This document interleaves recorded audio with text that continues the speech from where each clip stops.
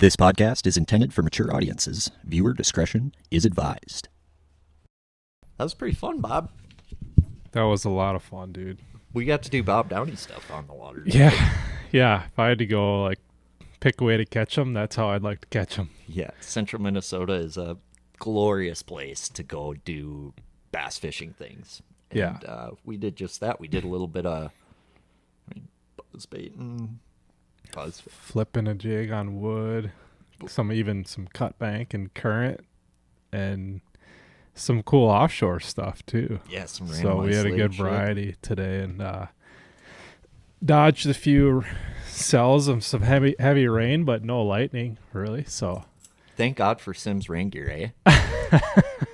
Today was you definitely needed the Simms rain gear. You needed the Simms like today, and I had boots. I felt bad. You didn't have boots. Yeah, I forgot the boots, and I realized that about halfway here this morning. But so, which Simms boots were you supposed to bring? I wear the Challengers. You like them? Yeah, they're good. I mean, a lot of companies have those rubber duck boot type, or like boat shoes, I should say. Boat boots, whatever. Boats.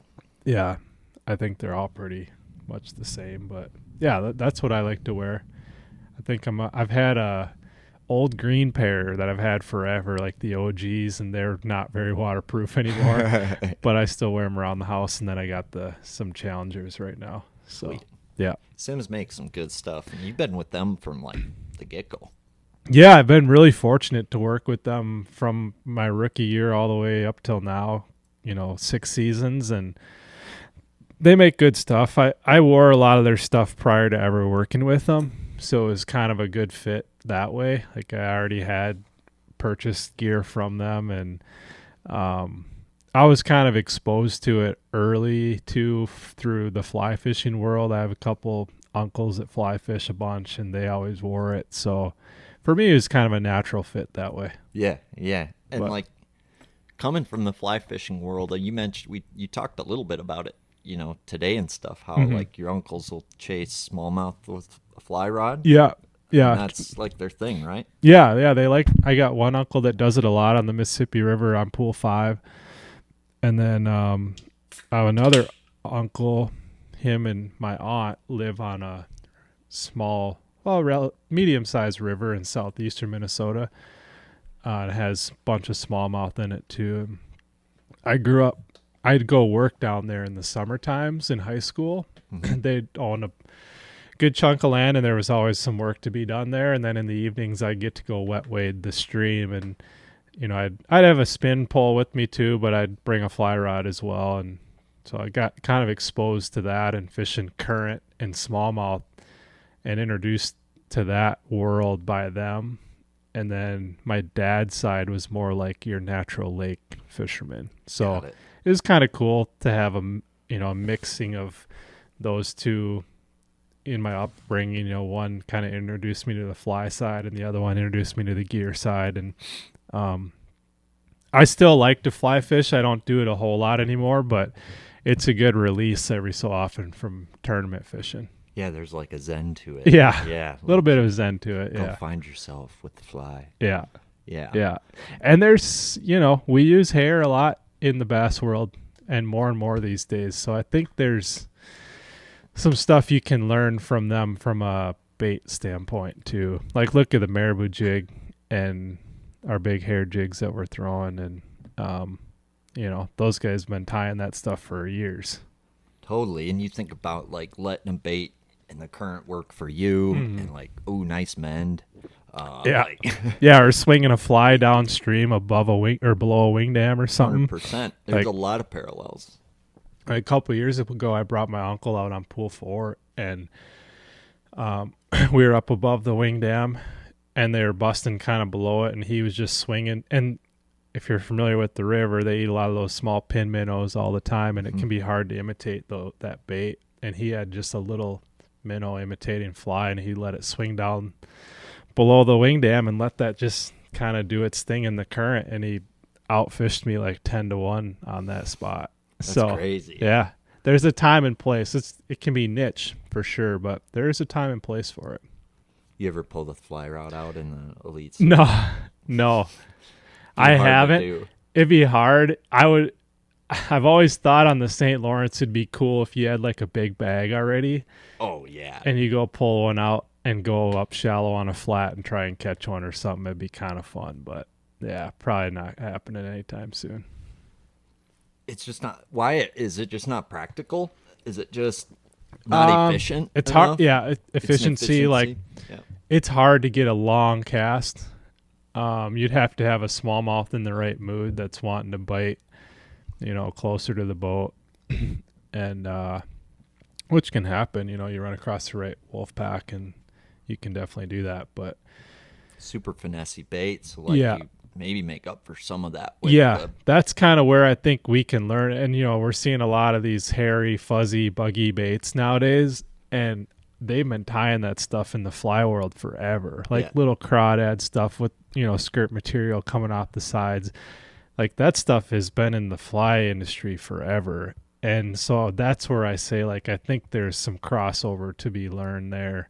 And they can throw those little lightweight baits better than we can a lot of times on spin gear. Yeah. But I think we're finding ways to, lengthen our spinning rods, throw a little nail weight in there, and we can get those small baits out there too, pretty efficient. Absolutely. And I think back to like that NABC we won in 2018, that Cabela's like crawfishy looking fly. Yeah.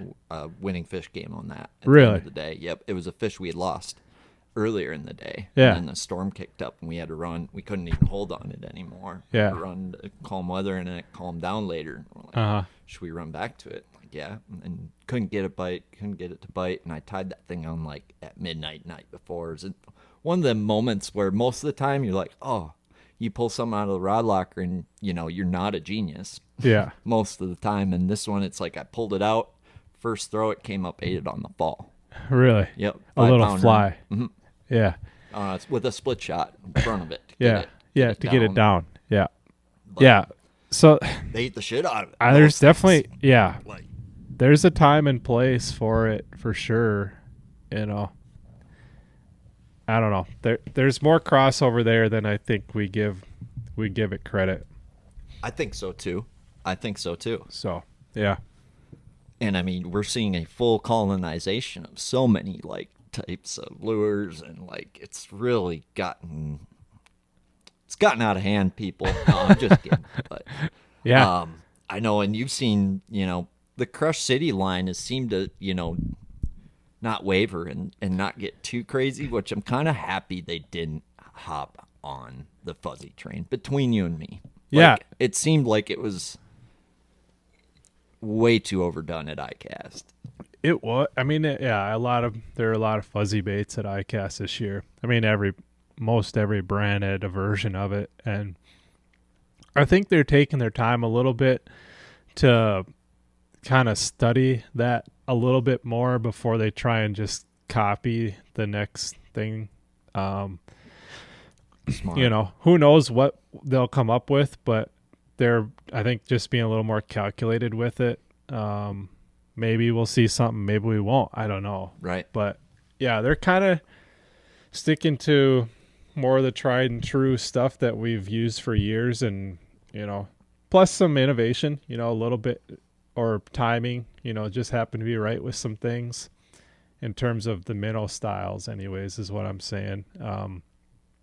Taking a bait and tweaking it maybe a little bit here and there, and to have the national success that it's had is pretty fun to see. It's taken off in a big way in the last couple of years, so it's kind of been fun to be a part of it. And we usually get the samples a year ahead of time, so to be able to get some time on the water with them before other people is always kind of fun, and to get some confidence in it. But yeah, it's been super successful for sure. Yeah.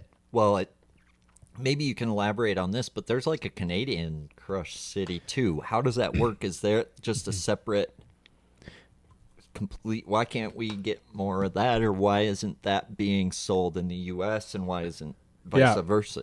It's a really good question, and I don't. Hey guys, this is an exciting one. I just got back from Thorne Brothers, and they just recently took on this brand. It's called Galapagos Fishing. It's a Japanese brand. The guy is a guide on Lake Biwa, And it's just really cool to see some of the awesome products coming out of Japan, especially with the hype around the Sakamata shad.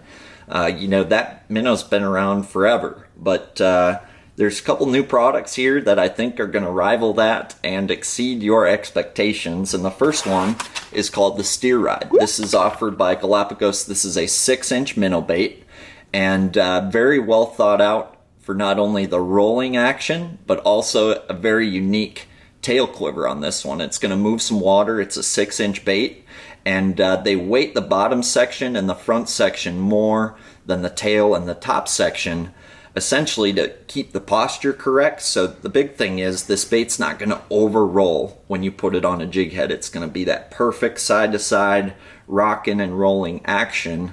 And you'll notice there's these wings on the back of it. And what that's designed to do is maintain a nose down posture while you're mid-strolling. A lot of these mid-strolling minnows, that minnow ends up strolling just like this. And I guess it's a little bit less natural, than your normal bait fish postures. So very unique minnow from Galapagos Tackle. I think Thorne Brothers is the only guys that carry these, so pick some up while you can. As we know, Japanese minnows, you can't get a billion of them, so get them while you can at Thorne Brothers. They've got some awesome colors in that Steer Ride. And then the other minnow they're offering from Galapagos is called the Zegra Shad. So you'll notice that's got a little bit different shape to it. And this minnow is designed to fish weightless on an EWG like a fluke. Has a really nice shimmy on the fall. And then this bait's also designed to just swim on a jig head. So instead of shaking that minnow with this one, you can actually swim it. And it's going to have kind of an irregular, natural looking swim. So the Zegra Shad and Steer Rod, you can find both of those at Thorne Brothers or thornebrothers.com.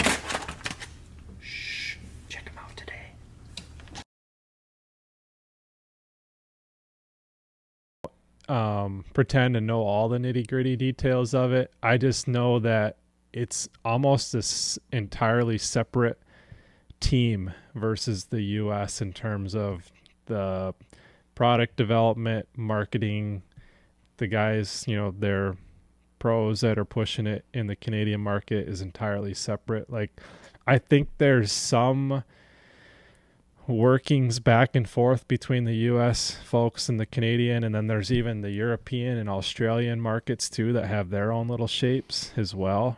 And so for example, this year the US Crush City line came out with the Jerk, which is an elastomer style minnow bait with no tabs on the back, and Canada had that for a year or two prior to the U.S. market, but I think it was so successful in Canada that we adopted it here in the U.S. So we'll maybe see some of that crossover here and there, but they try and cater to the markets that they exist in. So Canada's maybe a little bit more of a multi-species market than the U.S.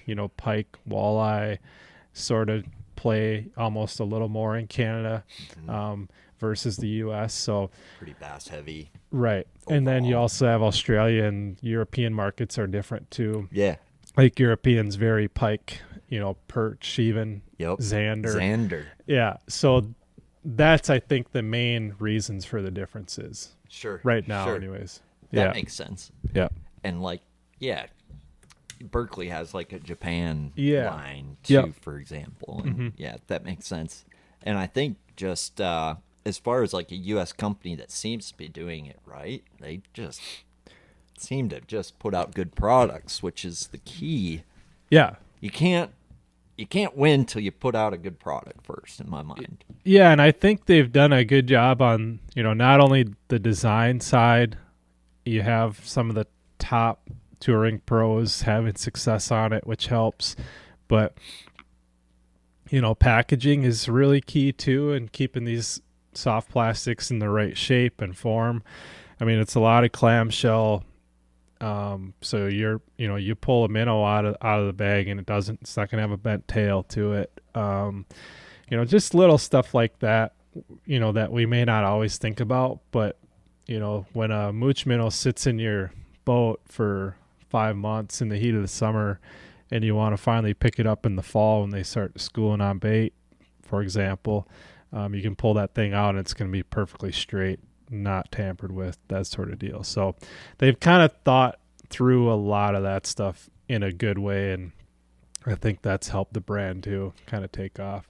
And it's nice to see them, like, they start with the right bait and then they kind of branch out in sizes and stuff. And I think we were in the boat today and you were talking about, some new sizes that you'd had some success with. And I think when we talk minnows, it seems like size matters, like big time. Yeah. And for sure, having more sizes to throw, it's got to be helpful. Do you have a favorite of the new sizes? I really like that 5 1/4 freeloader.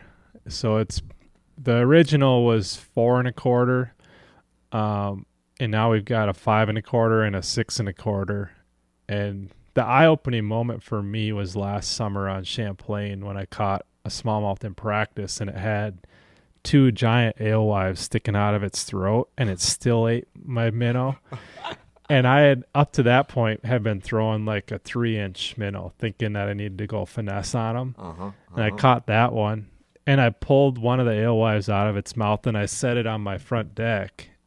And Dan Quinn had just sent me those 5 1/4 freeloaders, like the prototypes, samples, and I had them in my boat. And I pulled one of them out, and I laid it next to that alewife, and the alewife dwarfed it. By about an inch or so, and is a lot thicker. And I was like, wow, and it had 2 of them in its mouth. And so I was like, maybe there's something to this. I need to put this bigger one on. And I did.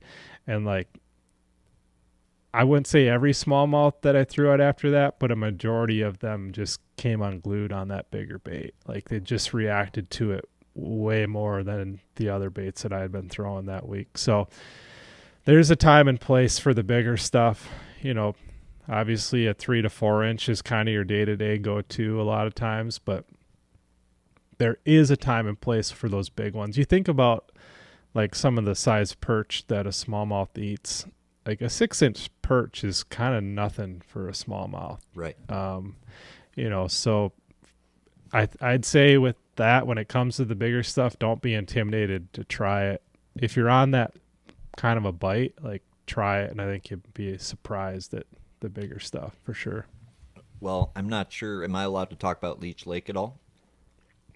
We're not going there next year for the Elite, so all good. I've just interviewed enough of you guys to understand that before I say a lake name, it's probably just best if I ask that question first. Yep. I don't want to Scott Martin your ass or freaking, Yeah. So, like on Leech, day 2 and 3, first year they were there.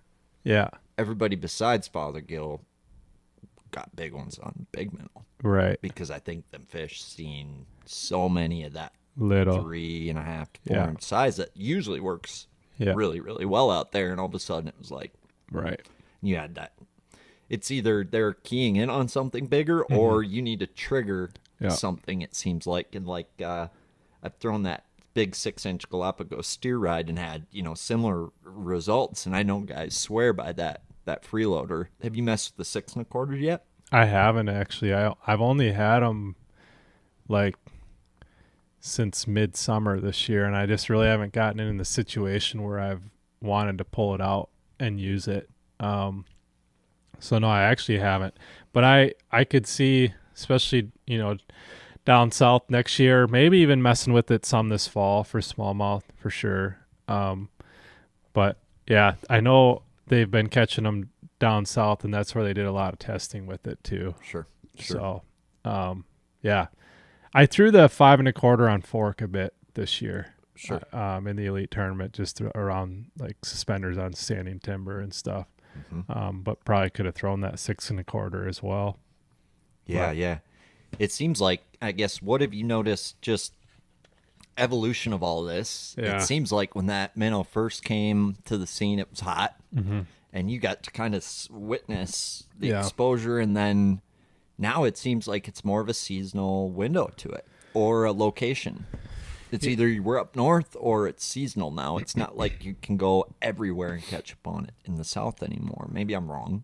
No, I think there's some truth to that. I would say I have probably more experience throwing it for smallmouth, the minnow in general, than those southern largemouth. I haven't spent as much time doing it, so I can't speak super educated about that. But I do know those big ones play. I mean, look what happened on Fork this year. It got one on a big minnow down there. But yeah, I do think it's situational and seasonal a little bit for sure. They're getting onto it. You know, it's not like you go and catch every one of them on it. Like we were kind of talking today about that lake I went to this summer that is kind of in the middle of nowhere. I don't think it gets much pressure for bass fishing anyways, way down a dirt road. And I'd catch a couple on it out of a group, suspended group, and then like they get smart to it and I'd have to throw something else in there. And so it's crazy to me how fish that I don't think get messed with much can even get smart to it that quick. And so I don't know.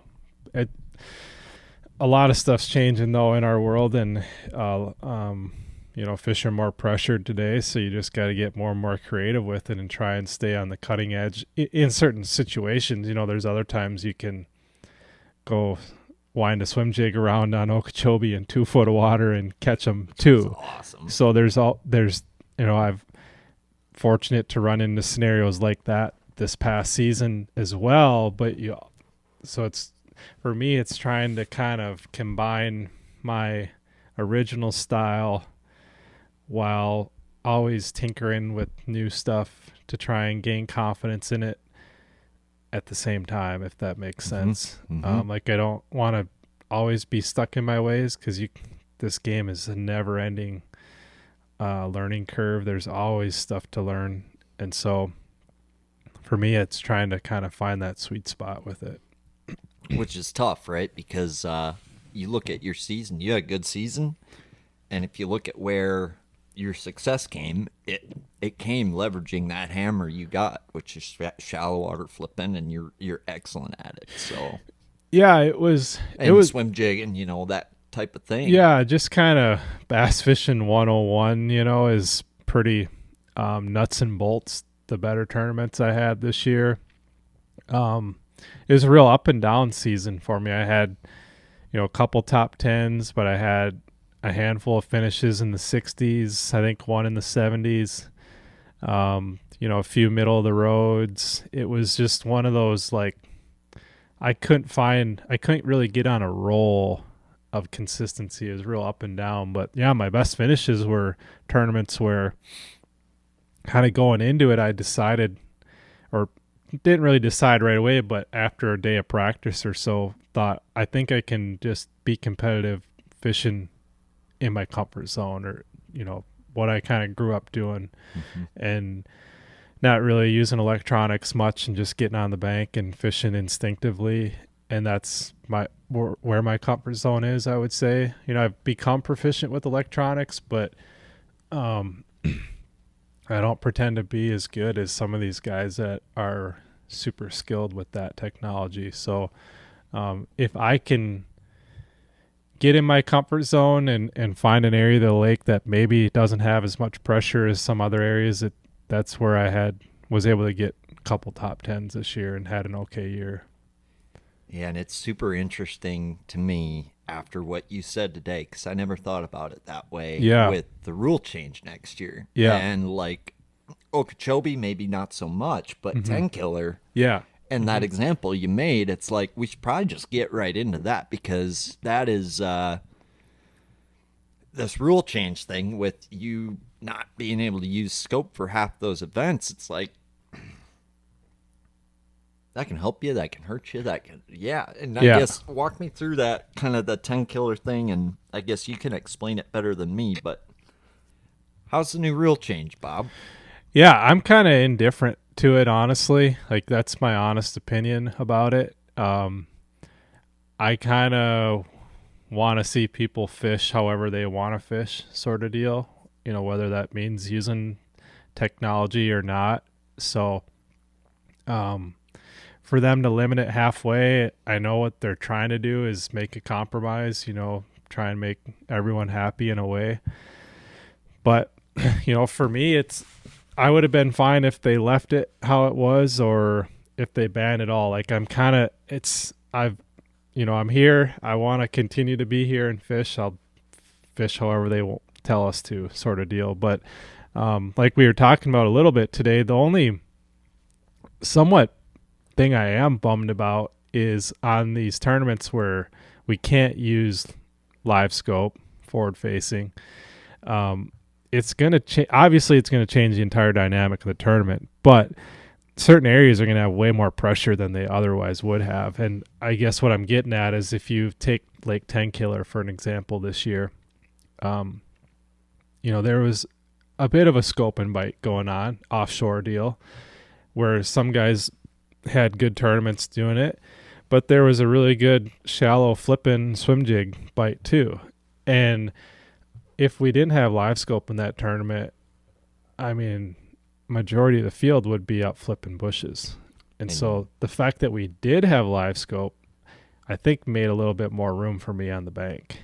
And so that's the only part I'm bummed about, is by taking live scope away in some of these tournaments, it's going to leave me less room and more pressure on the bank doing more traditional things. So if there's one downside, and that's kind of what I see, like Okeechobee, for example, as well, had a good finish there, found an area that had some pressure, but not a lot. But on Okeechobee, fishing the rim canal with scope is a really big deal right now. Yeah. And I bet a third of the field or more, maybe half the field, was in that rim canal. Whether it was up where Polinick won in I think it's the Kissimmee River, or any of the other, ditches or canals around that lake, fishing with scope in those canals is a really big deal right now. And so it takes half the field off the lake. Yeah. So all of a sudden you have 50% less pressure on the lake itself. And I think that allowed me to find a zone with less pressure and just fish traditionally. So if we didn't have scope on Okeechobee, I guarantee you I would have had more pressure in that area. So that's the only thing I'm halfway bummed about, is it's just going to change that dynamic. But in the grand scheme of things, it's like, hey, man, I'm just going to fish however they tell me to and try and do the best I can. Right. And, well, like in an example like Gunnersville, like it could help you. It could, because I think on Gunnersville, I kind of knew what was going to happen there if we had live scope. What time of year was that again? February, early February. Yeah. So I think everybody knew. Yeah, I think everybody knew that was going to get dominated by fishing for suspended fish offshore. And, there may be some guys that still try and do that, but it's going to be incredibly more difficult to do it without live scope. I don't even know how you could do it efficiently. So it's going to change that tournament dynamic entirely. And I'm not saying I'll do well in it, because I think it'll still be it could be a tougher tournament, especially without live scope. But I feel like I can maybe compete better there without it than with it. So for that one, it may help me. It may not. I don't know. I think a lot of people underestimate this younger group and their ability to catch bass without live scope. I think I could be wrong, but I just don't think you're going to see a big change in AOI standings next year. I think, if anything, the younger group's going to be more motivated to prove themselves now than they ever have been, if they weren't motivated already, and they're going to work harder this off season because of it. And those guys are so good. Like, yeah, they're good with technology, but you still got to put yourself in the right area at the right time and the right presentation, and whether you're using it or not, Are you allowed to practice with it? I don't think during the official practice. I don't know the official ruling on pre-practice. Because that's what's interesting. Yeah. Is you can't use it during practice either to find fish. Right. So it's like, it's pretty it'd be much one thing if you could still use it to find fish, but you can't even use it to find fish. That will be interesting. But I think, I don't know, you see how those guys practice more than I do. Like, are guys idling side imaging anymore, or is pretty much everybody just there's some trolling motor on 10? I'd say more trolling motor on 10. There is some idling still going on at times. You probably got a live scope, but I bet you don't have the scoping rod from Vocelka Fishing and Custom, designed to hit those targets right on the noggin on that live scope, whether you're fishing a 3-inch minnow all the way up to a 6-inch minnow, from a 16th ounce all the way up to a 1/4 ounce. This is the perfect mid-strolling rod. Visit VocelkaFishing.com. Check it out today. Scope straight or scope home, ladies and gentlemen. Depending on where we are, but way more. Like you take St. Clair, for example. Not much idling going on. Yeah. Like just a lot of getting on the troller and going fast and finding zones. Like a Lake Fork, I think there was some idling going on to find hard spots and stuff like that. And maybe we'll see some more of that on Gunnersville without live scope. Right. I know I'm using it less. Like Me, I use same. I still use it quite a bit around the house in Minnesota on our natural lakes. Yep. I still like to gravel or rock spots or, patches of grass, that sort of deal. Mm-hmm. But on tour, I don't do it much. I wouldn't. And maybe, we're going Champlain next year without live scope. I could see myself using it more there next year. So we'll see. Can you catch them offshore there, like, without it? Can you drag a football jig? Can you do those things? If you can, then yeah. Yeah, that's a big question mark. Like I think there's still fish that are on those spots at times, but it seems like we've pushed them off of those traditional areas now, and almost to the point where they're roaming even more than they used to. Now, we'll see. I guess that'll be the intrigue of that tournament next year is, how we catch them. Because could you fish for those suspenders with 2D? Yeah, maybe 10 years ago. Right. 15 years ago, you could get right over the top of them and catch them. Just because we aren't using live scope doesn't mean the locals. Every local's using it. So to be able to They're still shy to a boat. Yeah, so I think unless the fish are in the right mood, feeding and active, it's going to be really difficult to get right over the top of them. Because I'll still catch them right under the boat on, with forward facing at times, but it's usually because you've caught one, you've pulled the group to you, and then all of a sudden they're sitting under your boat, and then you drop down and catch one. But to actually move around and find them and catch them under the boat on 2D might be kind of hard. For sure. And I'd be curious if the NPFL, if there was any stuff won like offshore without. Yeah, I'd have to look at their schedule and see. You got me curious now, like how much of this stuff was won. Like, hey, I'm throwing a sea rig on this shell bed, type of deal. Yeah. I forget what happened on the St. Lawrence for them this year. Spawning. What was that? They were spawning. Oh, yeah, that's right. They were spawning. Yeah. So they were sight fishing for them. Yep. But those weights were nuts. I'm sorry. Those weights were good. Yeah, those weights were good. So, yeah, I don't know. It'll be interesting next year for sure.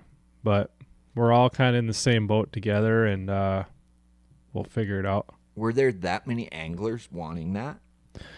Yeah, so that's what's crazy to me, because to me, those anglers that would maybe want it banned, you would think they'd see your side of that coin. Yeah, so we voted on it, and I think the general consensus was that the majority wanted some sort of restriction on it. It was like a really 65-35 or 70-30 or something. And then the next vote was, do we want it completely banned or a 50-50? And I forget the results on what that came out to be. And this was a vote that was conducted by the angler group, not Bassmaster. But Bassmaster took it into account, apparently, along with a number of other factors. So, yeah, there was a majority vote. Factors. What's that? Curious what the other factors were. I don't know. Viewership, fan interaction, fan input, I'm not really sure. Sponsor input, partnerships, that sort of deal. Yep. That'd be my guess. So curious how it all plays out. Yeah, we'll see. It's definitely going to change the dynamic of a couple tournaments. Some I don't think it'll, like the couple river tournaments, I don't know if it'll affect those very much, but it'll definitely change a few things. I just like to see the best, like ideally you like to see the best bag of fish brought to the scale, and I feel like that's what they're limiting. Yeah, they are going to limit that in a couple tournaments, like Gunnersville for sure. Champlain, arguably. You still might see some really big weights at the top. I don't think you'll see the consistency down the field. Yeah. Because those suspended smallmouth out there is just, that's where you're seeing all the consistent weight come from. And that'll be dang near impossible to do. So it'll be interesting. Well, there's places like, what would happen on St. Clair if you couldn't have it? That would suck. I mean, it'd be. So my rookie year when I was there in 2020, I had a good finish there, and I didn't have it, and I was cracking a tube the whole time in Anchor Bay, and there were not many people in Anchor Bay that time for whatever reason. I just don't know if they weren't onto it yet or what, like they are today. But the way I found those fish is we had a lot of wind in practice, so I would drift with a drop shot or a tube. I'd drift with the wind for like a mile, and I'd just mark every bite I get. And then I would, after that drift, I'd pick up with the big motor, and I'd shift over like 200, 300, 400 yards, get back up to where I started my other drift, and I'd drift down again, and I'd mark every, mow the lawn, baby. And so I was mowing the lawn, drifting about a mile at a time. And eventually, if it's time consuming, if you got a big enough wind, you can do it relatively effectively, but it is time consuming. But at the end, you kind of got these dots in certain areas, and you can kind of decipher, okay, this must have been a little sweet zone with the concentration. And then in the tournament, I'd get around those dots, and I'd just fan cast and crack a tube, in a semicircle fashion until I relocated them. But a lot of times they were in those zones. They weren't like right on your waypoint, but they're in those zones. And that's how I attacked it in that tournament. We didn't have hardly any wind in the tournament, so I couldn't drift. So I had to fan cast those areas, and had a top 15 finish and did well. But I don't know if you could do that right now and do well. It'd be really interesting. I have no idea. We were talking about that today, and it's like, can you go out with a tube and a drop shot and no live scope on St. Clair and catch a bass? And catch them? I think you could probably catch a bass, but I don't know if you'd mess them up. To me, it's like if they don't like that pinging, it could be good. It could be. They don't hear that, if that is a factor, but I don't know if that's a factor or not yet. Yeah. I don't know. I have a feeling you could catch some, especially if there wasn't tournament pressure that week. Like, if you go there and there's not 100 elite guys out there for 3-4 days, I think you probably catch them better than if there's a lot of pressure, without live scope I'm talking about. Mm-hmm. So, I'm not sure.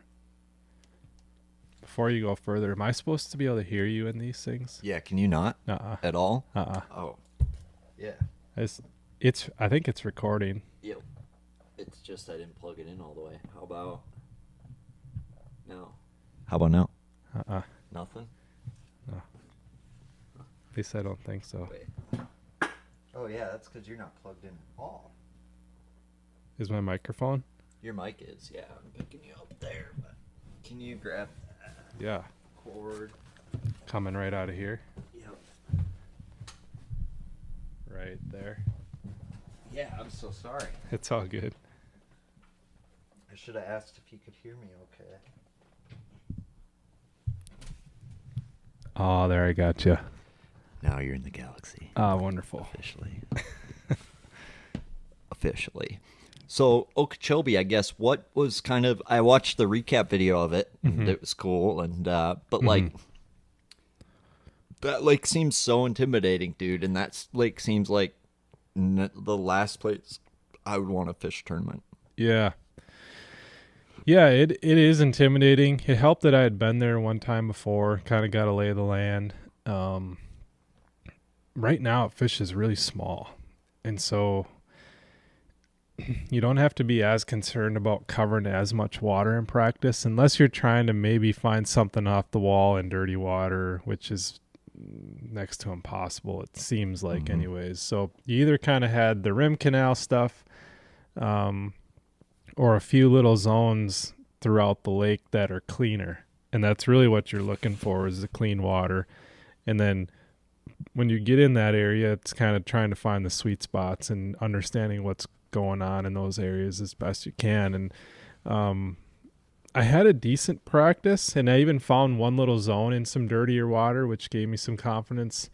I was getting a couple big bites a day and thought I had an area on the north end that was going to produce, and it like fell apart on me on day one. I had, I think, 11 pounds or something like that. Pretty bad.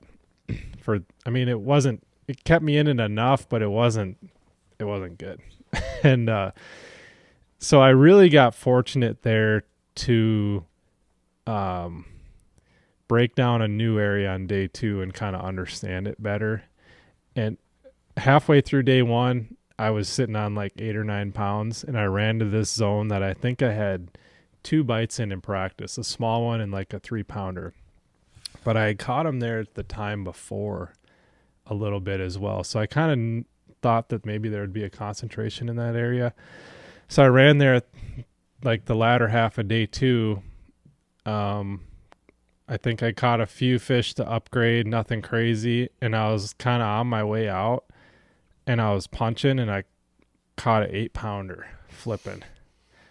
Those are unique. I mean, they're not unicorns in Florida, but that's the bite you need to make your whole tournament, right? 100%. So I got really fortunate to catch that bite, and it slowed me way down, because that bite put me in the cut all of a sudden. Yeah.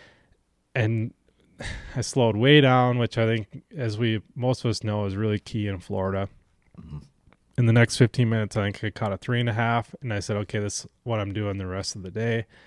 And then I caught a 6 flipping in like the last half hour, all in this one area. And a bunch of small bucks, like tiny ones. And so I had a great day 2, and it kind of taught me, I think, hey, I think there's something to this area. And catching, yeah, obviously, right, with the 2 big ones. But all those bucks too was kind of like, there's got to be more females around. And last time we were there, 2 years prior, the same similar scenario happened to me at the end of day 1 in an area. Like, I caught a big one and a couple small bucks, and I didn't go there to start the day on day 2.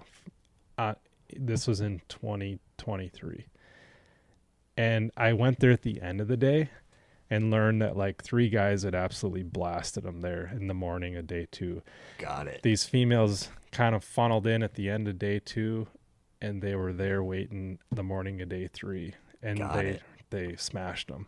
And so I'm in my head, I'm thinking, okay, I'm thinking that that's maybe kind of what's happening here in this area too.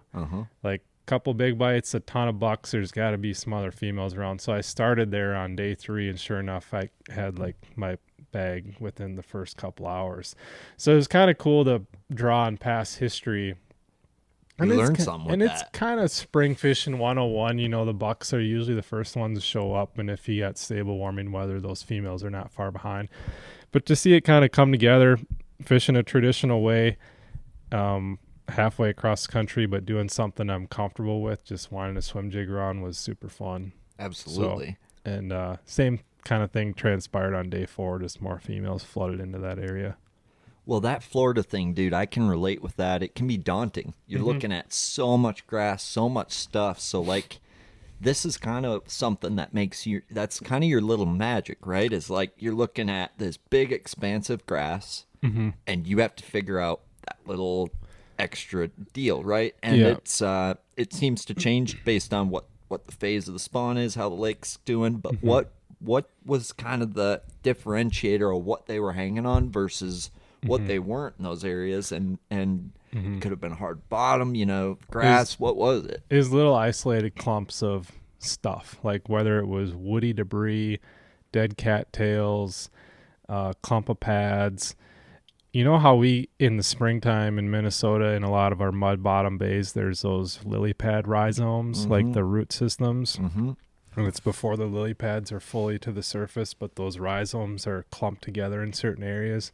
And if you get the right conditions where it's warming trend and, those fish are pushing in there, like you can almost call your shot on every one of those, winding a swim jig or a frog or flipping those things. 100%. It was the exact same way in that area on Okeechobee. It just was different stuff. It was like dead cattails, or from the hurricanes down there, it just damaged a lot of these areas that I think at some point in time was like dry land with bushy trees on it, and the dry land must have like gotten ripped up, but these little trees were still there. So there's a lot of woody like debris and brush in some of these areas on Okeechobee right now. It's ugly looking because there's not a lot of vegetation to clean the water around them. Yeah. But it's like the only thing they can get on some of these shallow flats where they're going to spawn.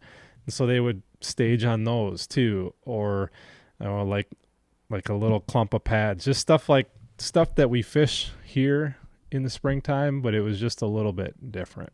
Cool. And that's what the bucks were relating to. But like on day 4, all of a sudden a wave of females had moved into this zone that I had fished on day 2 and on day 3, and barely caught I caught maybe a couple off of it. And in the afternoon of day 4, nobody had messed with it all afternoon of day 3 or all morning of day 4. So it kind of had time to like simmer and settle and warm. And it's like a whole flood of them moved up onto this stuff. And for like an hour and a half on day 4, it was like every one of them had a big female on it. So cool. It was just kind of right place, right time, kind of understanding, or having a hunch of maybe what might happen. And it just kind of worked out. So that was a really fun tournament. That and 10 killer were awesome. Okeechobee was maybe the most fun though. They just crushed that swim jig up shallow in the dirt, and it was super fun bite.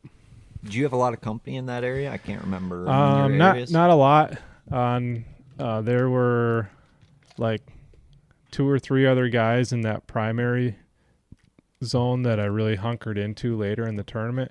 Where I started on day 1, there was boats everywhere. Got it. Everywhere. Like there was 30 boats in that zone. Oh, wow. But this other one was like, no, not as many. But it's kind of a little pond that had deeper water in it last time we were there. The water was lower this time. So I figured, okay, it's lower, but there's still maybe going to be enough water in there. And sure enough, there was. But it was overlooked by a bunch of guys, I think. Because it doesn't really show up on the map. Because that lake's ever changing. And so if you don't have like the latest aerial image, it doesn't really look like how it looks right now, if that makes sense. Yeah. So because the hurricanes change it so much that I kind of knew about it because I had found it a couple years ago.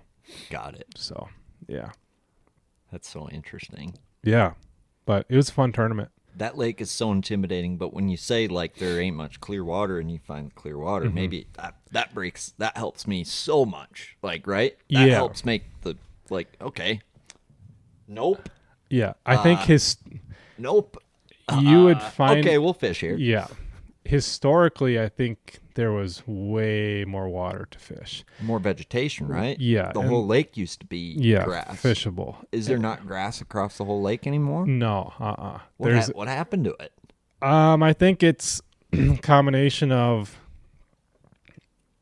so I don't know if it's a Corps of Engineers or something with Florida Wildlife that can manage water levels. And so I think it was a combination of water levels being too high for too long, while at the same time hurricanes come through and it tears up a lot of the vegetation and doesn't have enough time to to grow back, and then once the water clarity gets too much turbidity to it and the water's too deep, like the sun can't penetrate deep enough to like have any of that regrowth. So right now it's extremely low by design, and it was pretty low when we were there. Like you had a hard time getting up on plane without idling quite a ways out, and now from what I understand it's even lower.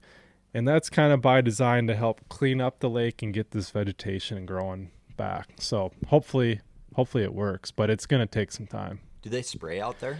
I think that could be part of it too. I can't speak. What kind of recreation happens on Lake Okeechobee that you need to spray a piece of grass? Are they swimming in that lake? Is there a beach? I don't know. I can't speak like super educated about that, but I do believe most lakes get sprayed in Florida at some point or another. So I think that's just kind of an ongoing theme down there. But I can't speak super educated about it. I can't either, but it just doesn't make any sense. I got more questions than answers. So like with your swim jig, you were doing a cleanup crawl behind that, right? Yeah. Mm-hmm. Are you shaking it or were you just reeling it? That was like straight Minnesota swim jig retrieve. Hell yeah. Like no shaking at all. In practice, like that's how I was getting bit. I had a bigger 4-inch Mayer on the back of it in practice, and I was running it into like that woody cover or dead cattails, like almost a reaction bite. Mm-hmm. And those females would react and eat it when I bumped it into that cover, much like you would with a crankbait on wood. And then on, I don't know if I forget what morning it was, I was getting a lot of short strikes, and I don't know if they were gar or bass or whatever, so I put that cleanup craw on. It was just a little smaller profile, and then I caught most every one of them after that. Sure. But yeah, it was just a straight Minnesota retrieve. Hell yeah. Which I also will shake a swim jig a good bit. I did that on 10 killer actually, because I was fishing it more around like brush, and it was kind of a shad spawny deal, and I feel like you kind of want to hover it in those zones during that time. But yeah, the Okeechobee was just a chuck and wind. Cool. That was a cool tournament, dude. And, yeah, it's cool at like that time of year in Minnesota because we can't fish, so every Minnesotan is watching those events, right? Yeah. So it's always cool seeing a Minnesota boy on camera catching them Minnesota style. So what was the most challenging event for you this year? Like what was like? I would say Lake Fork was my most challenging tournament. I had mediocre finishes on Hartwell, St. Clair, and the river, like 60th, where I kind of felt like I knew what I needed to be doing. I just didn't find the right zone to be doing it in. Mm-hmm. But Fork, I wouldn't say I was totally spinning on Fork, but I was hustling to try and get a bite there. And for whatever dang reason on that place, it's always like that for me. I've made a cut one time there, and it was like that time of the year post-spawn, like we were there this year. And so I kind of had a little more confidence going into it this year because that is the one time a year I've done well there or did do well there. Mm-hmm. Yeah, Fork has got my number. It's like a mental block for me. I cannot figure out. Like, I need to probably go spend like 7 to 10 days there and just fish, like under no pressure to get comfortable there. I don't really understand why I can't do well there, because I know like there's other guys from the Midwest that, you know, Caleb usually does well there. Pat has done well. Easton did really well. I think Seth really did well this year. Seth really likes that lake. So I don't know why I don't jive well with it for whatever reason, but it doesn't seem like a lake. It seems like a lake that would have my number before it wouldn't. It's intimidating a little bit with all the timber. I do seem to wreck something there every time I go. Really? Yeah, like whether it's, you know, I smoke your lower unit on a tree, or, you know, you hit a fence post when you're, you know, just trolling up shallow, scrape the bottom of the gel coat. It's like I'm always leaving there scarred one way or another, even when you try and be careful. Like this year I was idling out to the boat lane, super slow, careful, and hit a tree that I couldn't see under the water and totally jacked up like my side imaging transducer on the back. Just little stuff like that. It's always, you kind of got to mentally prepare for that place a little bit. At least I do. But yeah, I don't know why I can't jive with it. I think I tried to do a little too much this last year when we were there, and A lot more patterns to check nowadays. yeah, I was, bouncing shallow, mid-range, deep, trying to do the suspended deal in the trees while also fishing on the bank, and also fishing a swim jig on shad spawn in the morning, which is, some guys did very well doing that, Right. but I don't think I was in the right zone for it. So it's, I don't know. I think I tried to do a little too much there this year, which historically I know that can burn me at times when I spread myself too thin, but I've also had tournaments where I don't explore enough and I get locked in too much, and that can burn me as well. So there's kind of a fine line there. Every swordage is double-edged, my friend. But Yeah. I was talking to a dude in Texas the other day. Have you heard about this before? He said there's a lake. It's kind of by Fort Worth. It's cleaner body of water, full of trees, and I guess the bass spawn in the tops of the trees. Mm-hmm. Have you heard of that? Yeah. Mm-hmm. Like birds. yeah. Like Yeah. that's a freaking bird's nest, dude. Yeah. Livesey was telling me they do that on Fork a little bit. Really? Mm-hmm. Like big oak trees, right? With like Yeah. the ones from like scary movies. Yeah. They are, those are salt cedars. Salt They're cedars. old salt cedar trees, I believe, is what they're called. But yeah, that and like the big, that is more obscure to me than like the big stumps. Like I agree. You get a stump in 10 foot of water and it's a couple feet below, and I can see how maybe if it's, They got a spawn little on bit of a those too? flat spot on the top, they'll spawn on that. But like the ones with all the limbs, that almost seems more obscure to me than. Have you seen them spawn on tops of the stumps too? That's what Livesey has told me about it. Yeah. Mm-hmm. Like He's like, hey, Downey, well, he was telling me, grab me a bush light. Did you know? You check them spawning stump fish yet? he was telling me the reason he was talking about it is he said one year he had an absolute giant that was spawning on the top of one of them, and that he went back to several days in a row to try and catch. So, yeah. So maybe it's the big ones that do it, to try and get away from pressure. I don't know, but I mean, it makes perfect sense. It's just Yeah. like we don't have, like, we're not Kansas anymore. Yeah. Like, that is like, I yeah, want to know, like, yeah, if you're listening and you have other obscure places bass like to fuck, shoot us a message because we'd like to learn. Oak trees, the salt cedars. yeah, tops of stumps, which shallow stumps I get that, but the deep, Usually they find a base of one though. yeah, Like them cypress trees, Mm-hmm. like they spawn at the base of those, right? oh yeah, yeah, that's a big deal. Yeah, Every bass I know spawns on the bottom. right, yeah. Like, do you dust the tree off? No. I think they must. Yeah. Debark it. I don't know if they debark it, but yeah, they must fan off whatever yeah, it's got to be. They definitely, the fry garters are all over those things for sure. And I guess they spawn on them too. But yeah. How do you see that? You have to, like, you know what I mean? Like, it has to be clean enough, or you have to, like, Yeah, I don't like know how you perspective that. I don't know how you, I suppose, like, forward maybe, like, forward you'd be able to do it. easier, Yeah, but if he said it was clean water, you could probably just see it happening. probably. Would be my guess. Yeah. Well, I remember, like, the first spawning tournament on Leech, like, the first spawning tournament that was deep that I got to use live scope. It was, like, forward mode. Mm-hmm. There'd be a boulder and there'd be two fish on it. So that, like, if I saw that going on in a tree fort somewhere on, Yeah. like, Lake Fork, Sure. I don't know. But I wonder how patternable that is. Or if it's just like, yeah, I found a couple of weirdos. That's what I would think, is that it's Just maybe weirdos? Yeah, I could be wrong, but that's what I would assume. It's like a bass. It's like a kink. Like a fetish. Maybe maybe that's where all the big I ones only go. like to do it in trees. Nope, not the bottom of the tree. Nope.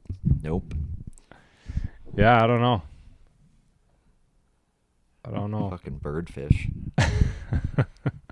Never even heard of that. That was this week I heard that for the first time. The dude I know, he's a rancher down in Texas. His name is Keith Kitchen. Keith Kitchen. All right, y'all. I just got back from Thorne Brothers, and I probably found me one of the sneakiest little killers that I've ever seen in my life. This is the Witch Flat Reel from YG Labo. This is a bait from Japan that you've probably never seen before, and I'll give you a little close-up of this bait here.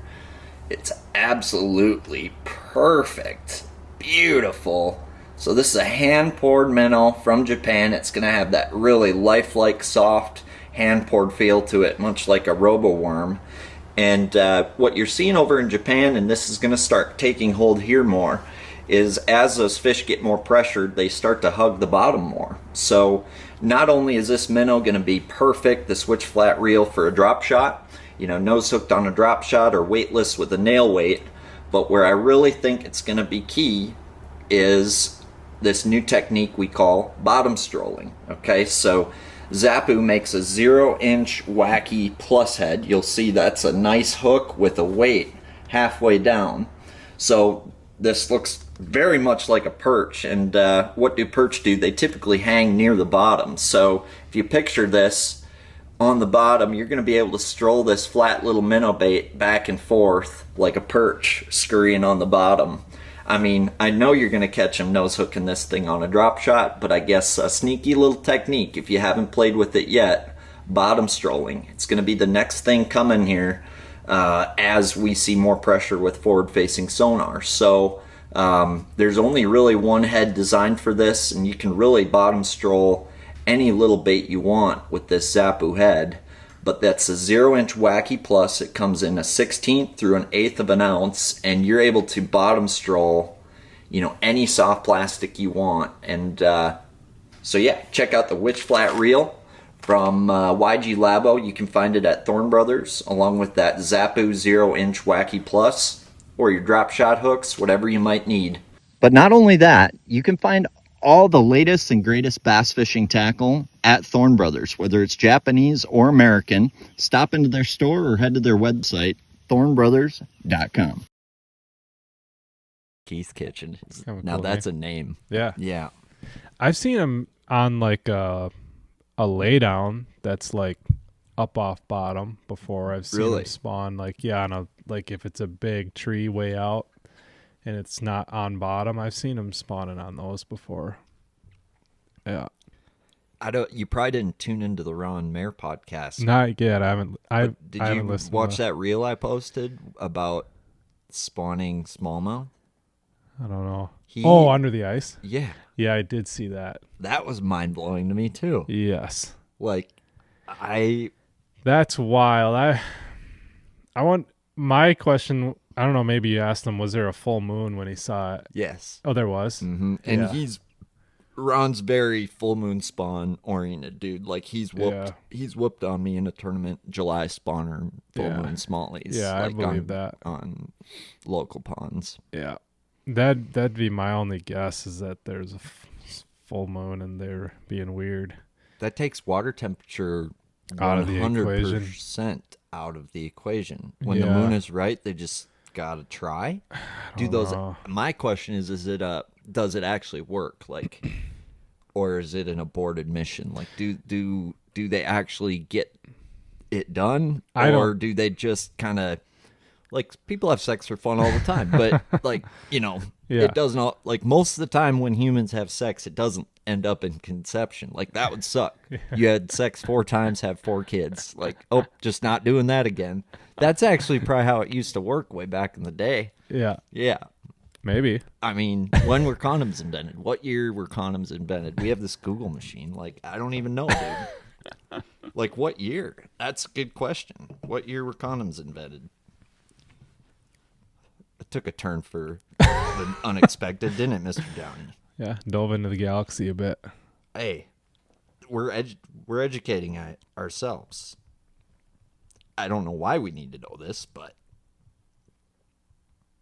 what year were condoms invented? Dun, dun, dun, dun, dun, dun.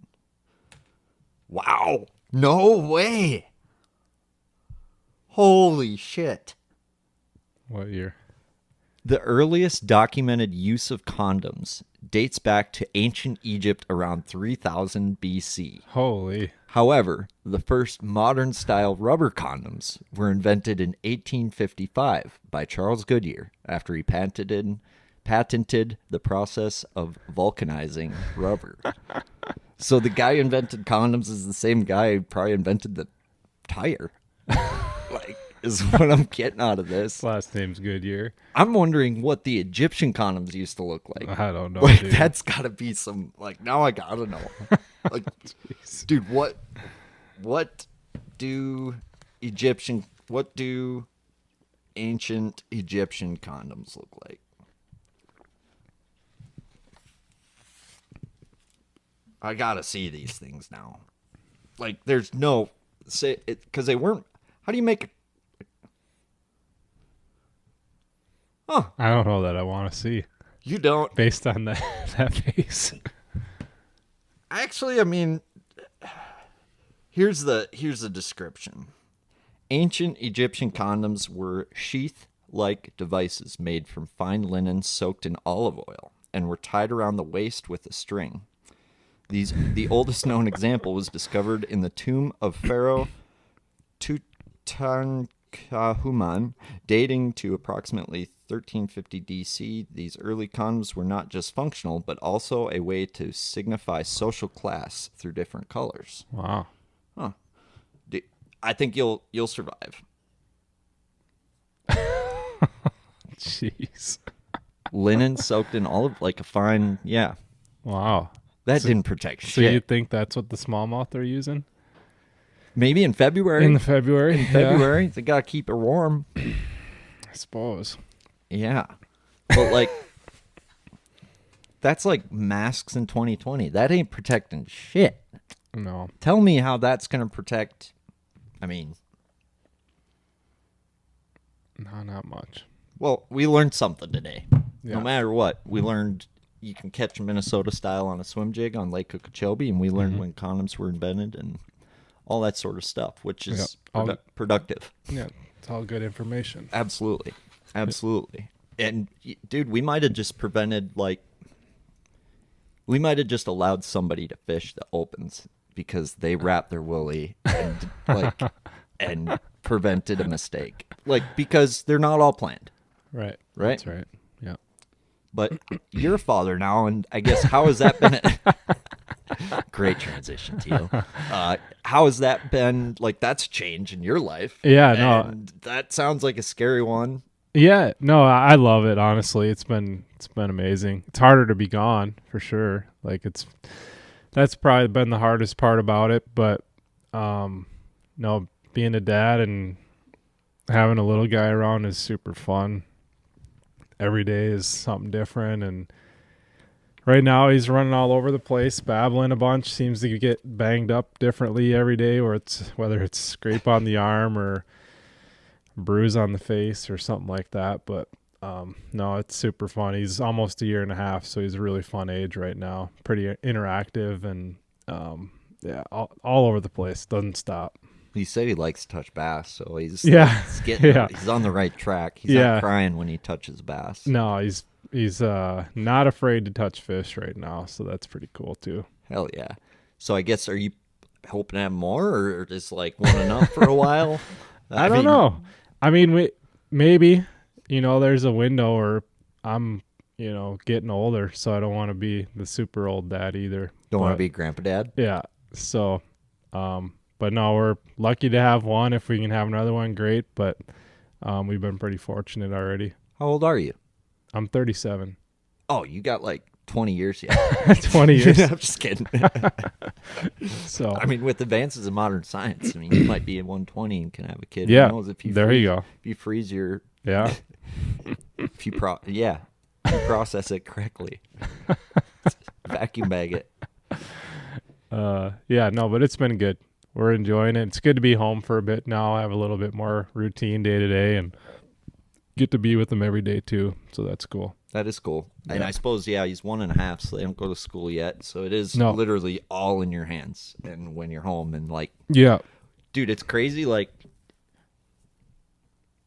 they literally would die if you weren't there. Like, it's like they're so reliant at, like, for so long. Yeah. Like, it's really, it's a lot of work, man.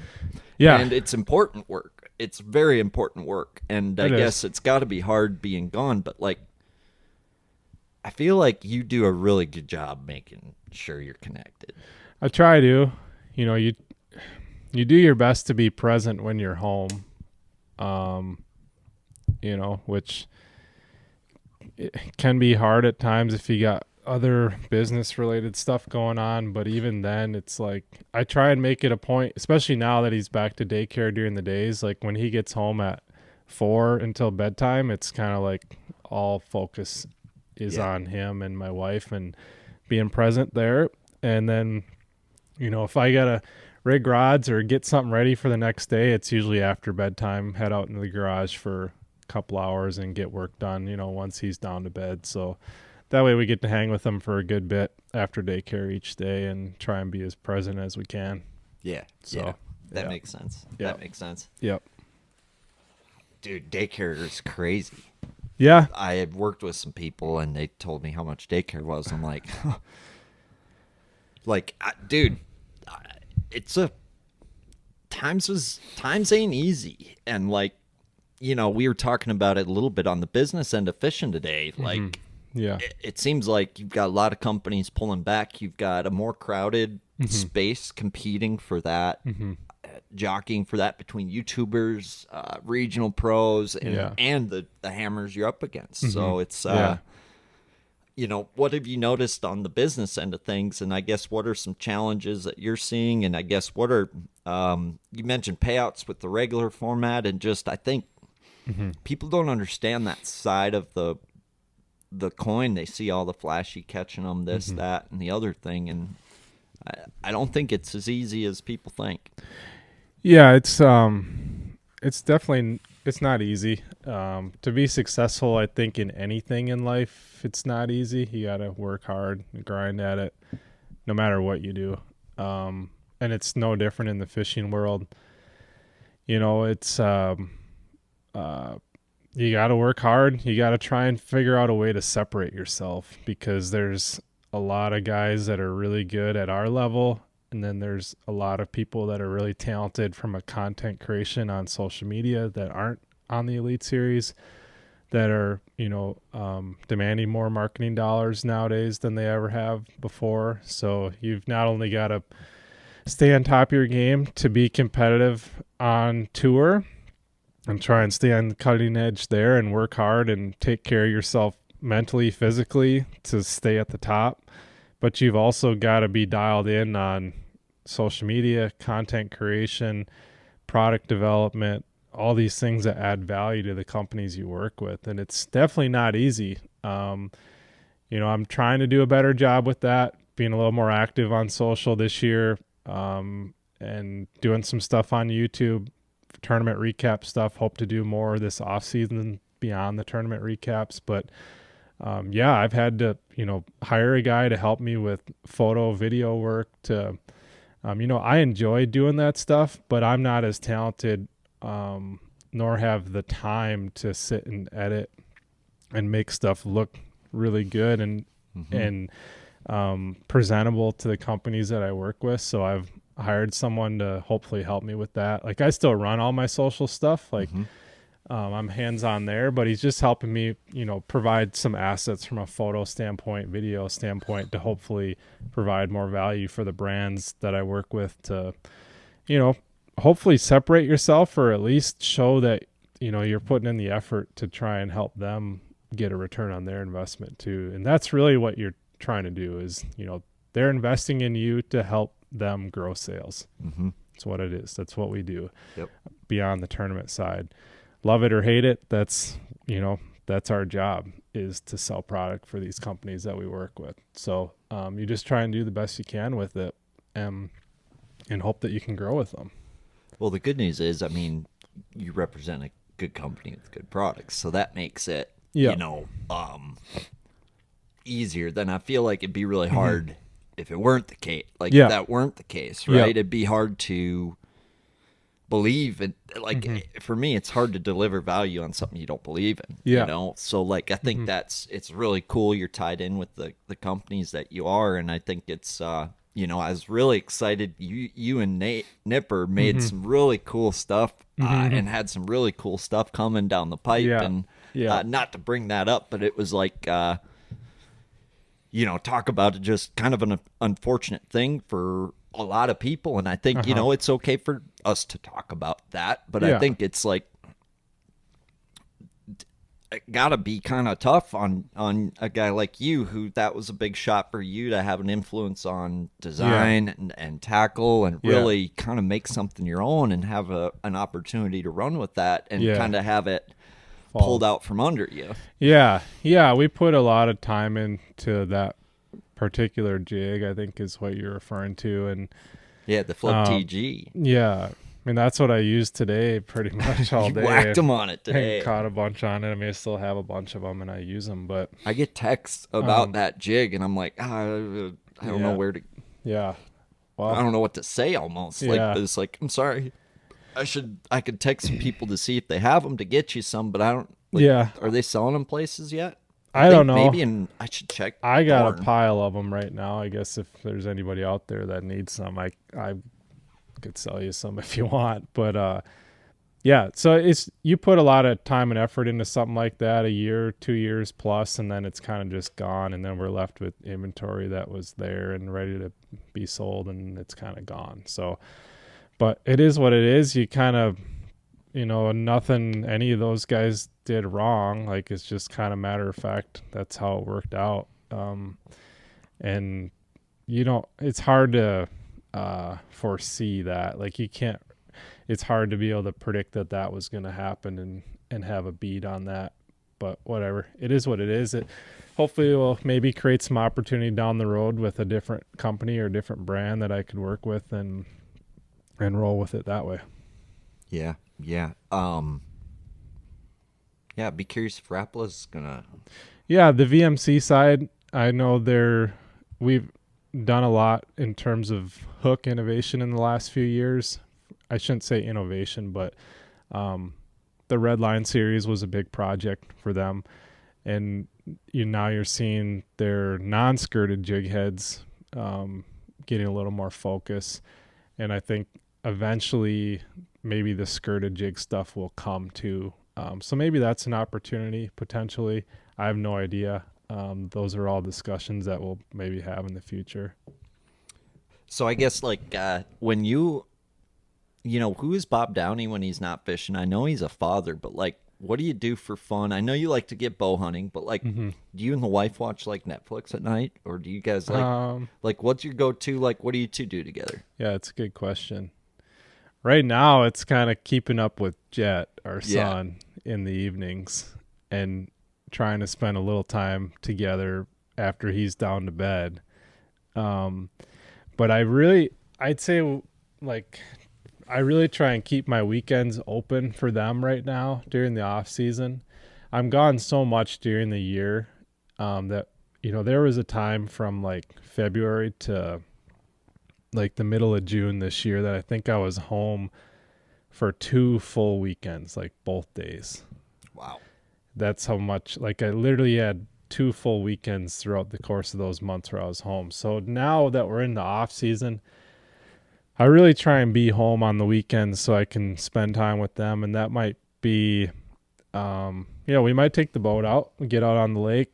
We might go for a hike in the woods somewhere. There's a lot of cool trails around Detroit Lakes area. Bring Jet to a park or something like that. Go hang with her parents, aren't too far away. We'll go grill with them, hang out. Go to my parents' family cabin, hang out there. It's just whatever we kind of want to do that day, we kind of make it up and as we go. But I try and, during the week, if I want to fish right now, I try and fish during the week and get on the water during the week and do all the business stuff during the week. And then on the weekend, if they want to go with me on the boat, great. But I try and just be present on the weekends with them right That's now. awesome. Yeah. So, Makes sense too. as best I can. And then, I bow hunt a lot in the fall. We've kind of had a warm start to the bow season, opened like a week or two ago. But come mid to late October, I start spending a lot of time in the woods. You kind of wait till it gets a little colder. A little colder, yeah. So I do miss out on some good late, bass fishing for sure. But a lot of times by then I've sold my boat. The new one may or may not be there and rigged yet, so I have some time to spend in the woods, and it's just kind of my time to recharge a bit. That makes sense. That makes perfect sense. Yeah. Yeah. And then when you're traveling the road fishing, right? You and Pat roll together a lot, right? Kinda. Yeah, we try and stay at the same campgrounds anyways. We both have slide-in truck bed campers, so I kind of like to roll that way. It's my own little comfortable place, and I can get in my own routine, and all my stuff's safe at a campground typically. A lot of times it's a 2-day drive for me to most of these places, so I'll drive one day, pull over at a rest stop, sleep in the camper for free, and then keep on chugging. So for me, it works pretty well. And yeah, Pat and I will stay at the same campgrounds most of the time, and that it's nice. We compare notes most days of practice, and we don't really share spots or areas so much, but generalities, Yeah. So yeah, you guys got to high five each other a few times. Yeah. Yeah. He got to high five you at least twice, and you got to high five him at least twice, right? Yeah. He had a heck of a finish to his season. It's good to see for him, and just like you, I love seeing both you boys. Catch them, right? Yeah, it's been good. Like ever since we've started sharing info, we've made classics every year. Last year I missed a tournament last year with Jet's birth, but I was right there to make the classic even with 8 tournaments. So you had a good year. Like that's the thing. You had a good year. Had a decent year. So it's worked out well. We've still are,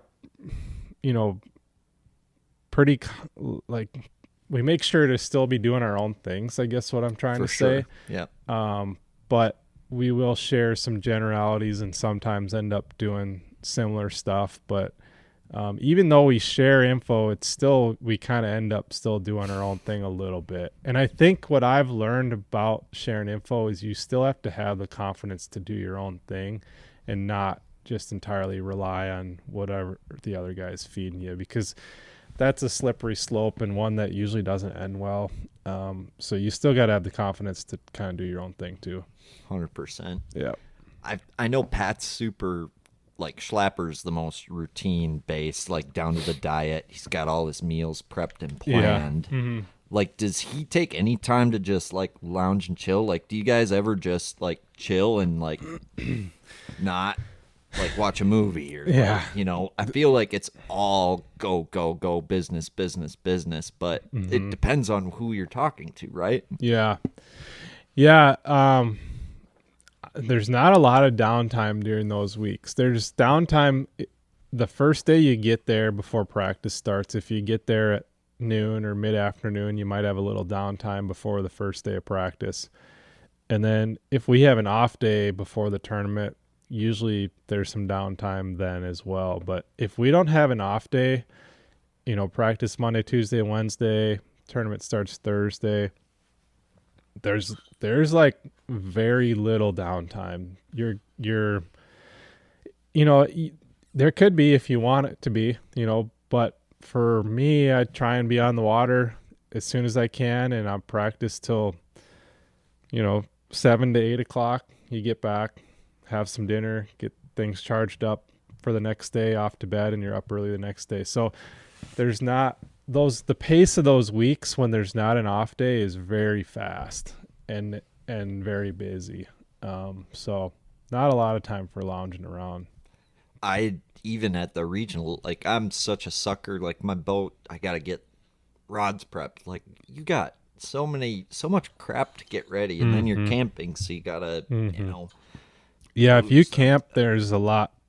It's more work than a rental house. Yeah. For sure. But I've gotten to the point where I don't mind it as much just because provides a little more creature comforts for me, like, and some more routine, I guess. That makes sense. But yeah, there's a lot that goes on during those weeks, and it goes fast for sure. There's not a lot of time to sit around.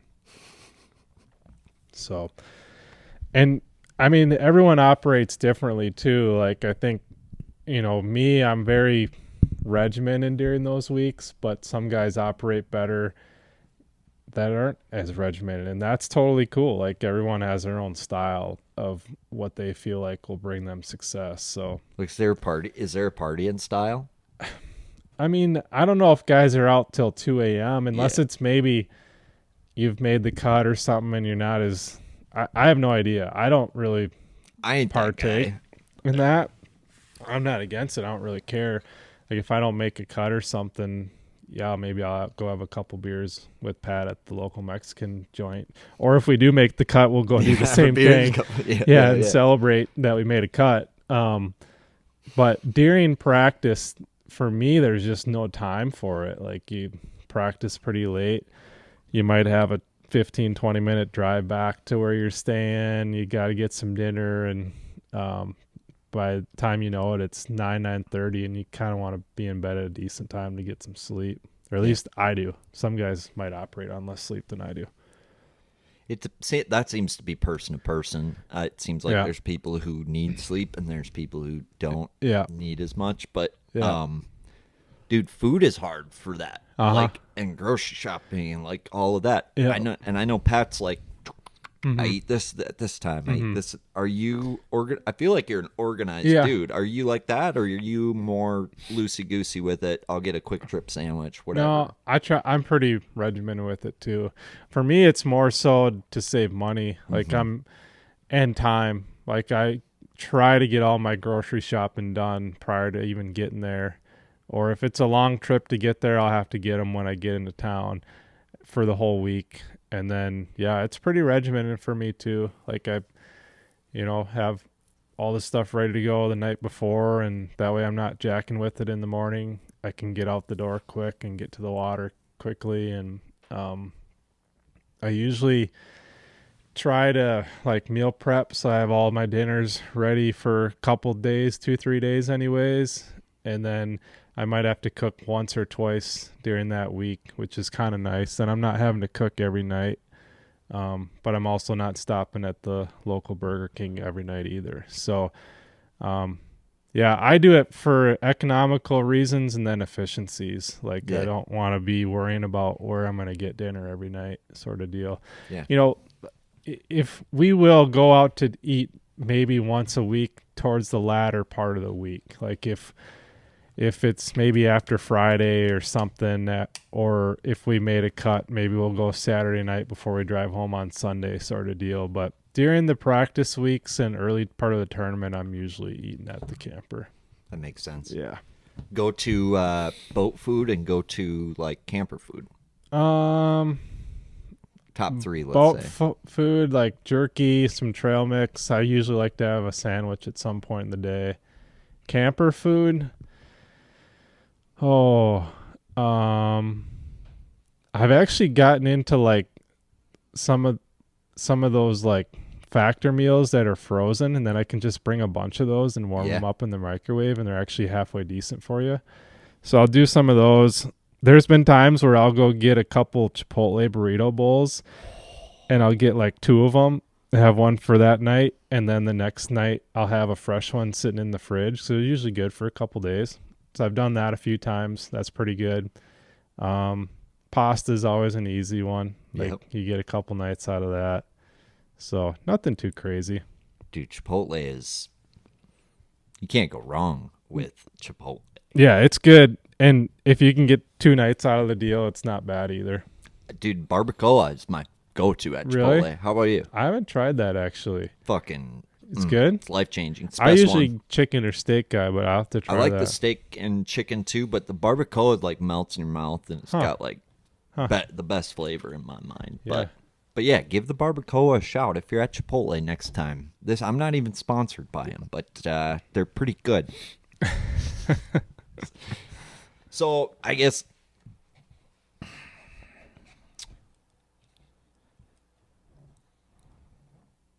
it's got to be so hard. Just you don't get to do what we got to do today, and like No. it's never that good.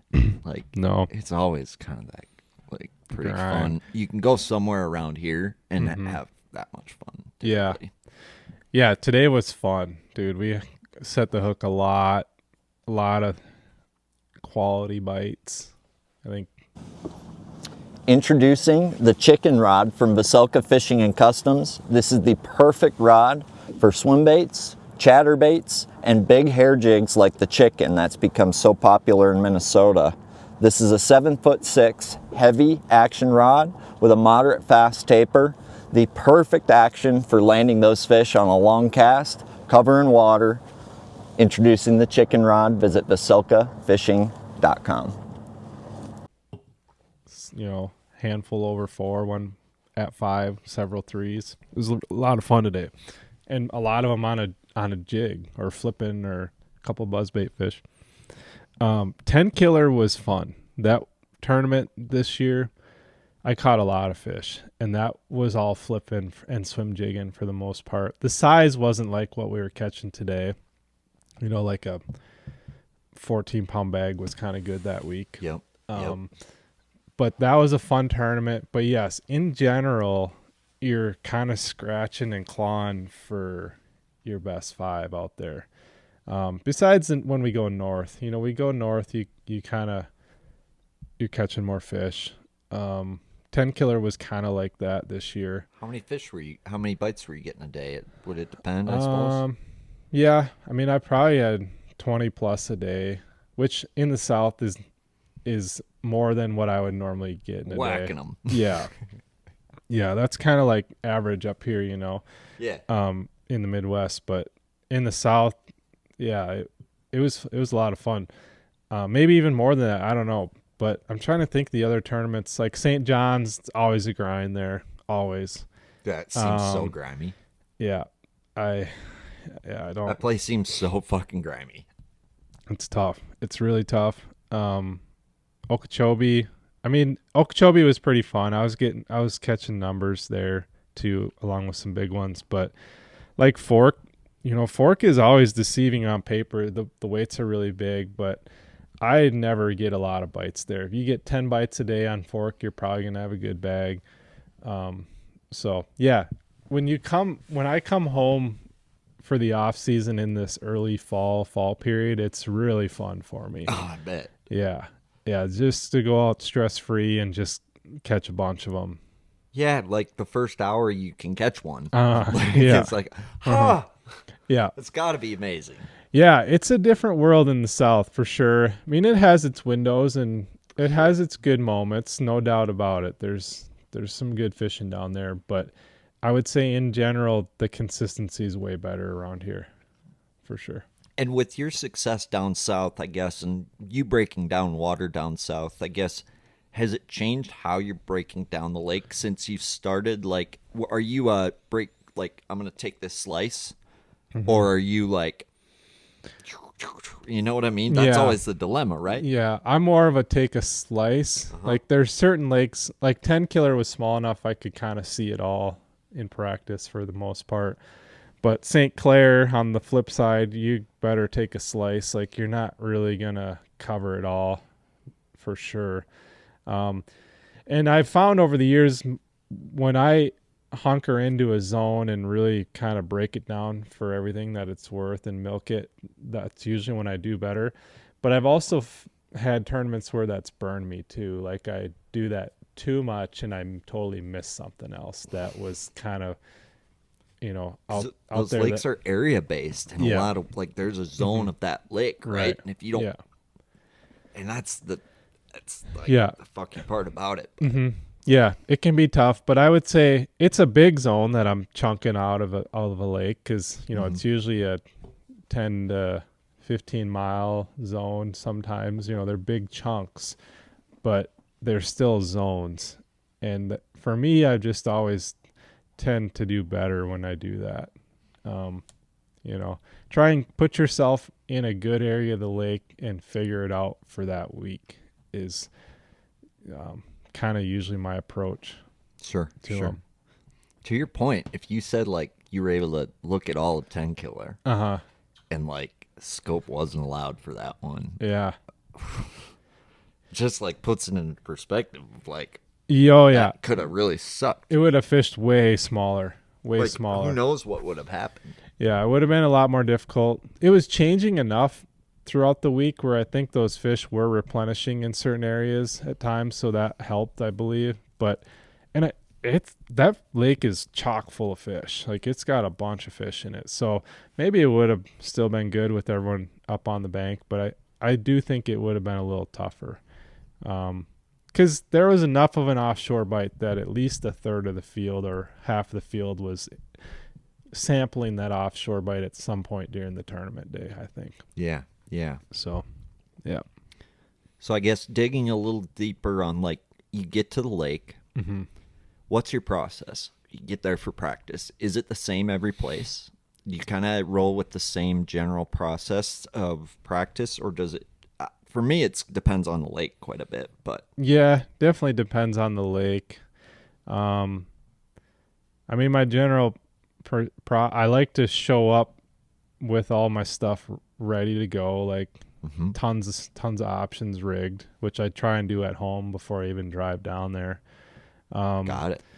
You know, kind of get in the boat, rigging. That helps me just get in the mindset of where we're going. I like to fish around the house on what I think might be similar situations to what I'm going to be seeing as best as possible. You know, sometimes you just can't do that. You go to Florida in February, you're not going to fish around the house. But if we're going to St. Clair in August, I can fish for smallmouth for a month leading up to that and just get in that groove. Yep. So that's kind of all part of my preparation. And then, yeah, getting to the lake. Now I'm starting to get a lot of history on these places, which can be good and can be bad. Like, I've found it can hurt me at times too. Like, it hurt me on the St. Lawrence last year. I think it kind of hurt me on St. Clair a bit this year. So I'm kind of getting to the point where I need to reinvent a little bit how I approach practice on these places where I've been to 3-4 times now. Because you always have a tendency to want to go back to the zones where you caught them in the past. And sometimes it works, but a lot of times it's always a little different. So, but I do a bit of research in terms of just, I want to know the areas that generally play, like the certain zones of the lake, like Anchor Bay on St. Clair, for example. It's kind of an obvious example, but that's a known area. You want to kind of know those. And then if I watch any of the coverage, a lot of times I'm watching it to understand where the top finishers were so I can avoid those areas when I go back. I kind of like... Have you noticed that? It's like pattern, like... Yeah, because everyone else is going to go there. Like, so I almost watch those shows and kind of get a feel for where guys were so I can purposefully avoid them. Because if I don't know where they are, I might stumble into those areas on my own, and 20 other guys are doing the same thing, and I'm wondering what's going on, sort of deal. So I kind of want to be knowledgeable of what happened the time before, so I can purposefully, kind of avoid that area, or at least that exact spot. Yeah. So I like Bill Lowen on the St. Johns River, for example, where he won this year, was in a creek that historically it's never been won out of, but I know right where he was, and it's probably a zone I'm never going to go to just because I know other guys are going to go there. And if we ever go back, I'll probably never go there. And so that's part of my research too, is understanding. You might glean a little information on technique, like what they did to catch them. Sure, yeah. And that might help you, but I try and, and that it's so situational. Like you talk about Lake Champlain and the Inland Sea, it's always going to be a player. It's always, I'm going to fish the Inland Sea. It's gigantic, right? Big enough. But, or Anchor Bay. Yeah. But you might want to know the certain little spots in those areas that were good, so you can maybe purposefully avoid them because they get pressure. Like locals, our guys, like they're going to get a lot of pressure. So And sometimes that can hurt me. Like I tried to avoid Anchor Bay on St. Clair this year, and that kind of hurt me. I feel like, so I don't know. You take it and leave it. It's so weird how that works. Like I'm similar, where it's like if I've had success on a body of water in the past, it's like it's hard for me to stay successful on a body of water. It can seems be. like Yeah. every place I go to where I've been successful the last 3-4 years has been a new body of water to me. Like, Yep. Yeah. It's which I put that together last year. I'm like, well, if I fished there before, I'm probably not that excited. Like, yeah. Yeah. So now that I've done it 6 years, we go back to some of the same places. You know, sometimes we're there at different times of the year, which helps to change it up a bit. But yeah, you always gotta be kind of staying on the front edge of stuff and experimenting with new techniques, new areas. Yeah, it definitely keeps you on your toes for sure. what's like a southern lake you wish they would go back to that you really like that they maybe haven't gone back to? Or what's like your favorite southern lake that you'd want to fish a tournament on? So in college, we went to Dardanelle in the springtime in April, and that was super fun. And we haven't gone there for the elites yet. Not since you've been fishing. No. I think the last one, Steve Kennedy won on a 3/4 ounce white swim jig, shaking it. Yep. I remember that one. In like or a little flooded pond, but I had a lot of fun there. That'd be cool if we went to Dardanelle. Trying to think where else that we haven't been to in a while. We went to Chickamauga in April one time, and it was kind of tough, but it was fun. It was a lot of what we were doing today, like shallow flipping and some chatterbait stuff, because it was around the spawn, pre-spawn. So that'd be kind of fun to go back to. Chickamauga's fun. It I've is. only fished it for 3 hours, but I had fun. Yeah, I think it's tougher now than it was probably 10 years ago, but I like the Tennessee River anytime we're around that spawn pre-spawn phase. I tend to struggle or not have a great understanding of the summertime deal as much. Sure. I'm not as confident doing that anyways, but I like it in the spring. Now, Gunnersville in February, that's like late winter, so that'll be an entirely new experience for me, but I think any Tennessee River in the March, April time frame I kind of enjoy. What's kind of weird that I've heard about the Tennessee River lakes, and it's kind of depressing when you think about it, is like the rise and fall of those lakes is 100% based on pressure. Yeah. Like, remember when Chickamauga's on fire? Everybody drives to Chickamauga. Yeah. Oh, Pickwick sucks. Kentucky Lake sucks. Prime example. No one goes there for X amount of time, and then all of a sudden Now it's good kinda again. And then how yeah. much the people move fish around there? It's just it's something that we don't.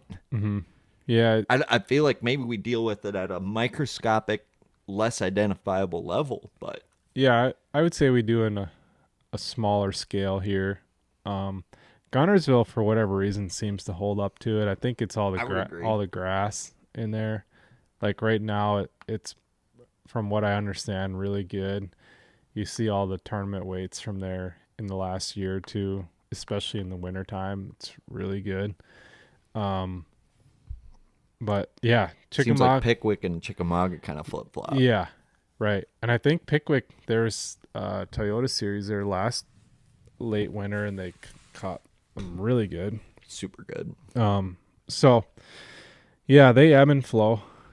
Kentucky Lake has ebbed and flowed with the Asian carp a little bit, but now I think it's pretty strong again, from what I understand. You fished that one? I haven't. In college, I did. Sure. In college, I fished it in the fall one time, and I think in the spring one time, but I haven't fished it for the elites. Because where'd you go to school again, Bob? University of Iowa. Oh, that's right. Yeah. Okay. And fishing team there. Yeah. Yeah. I fished there for 4 years. It was kind of when college fishing was in its infancy, I would say. It was 2006 to 2010. Sure.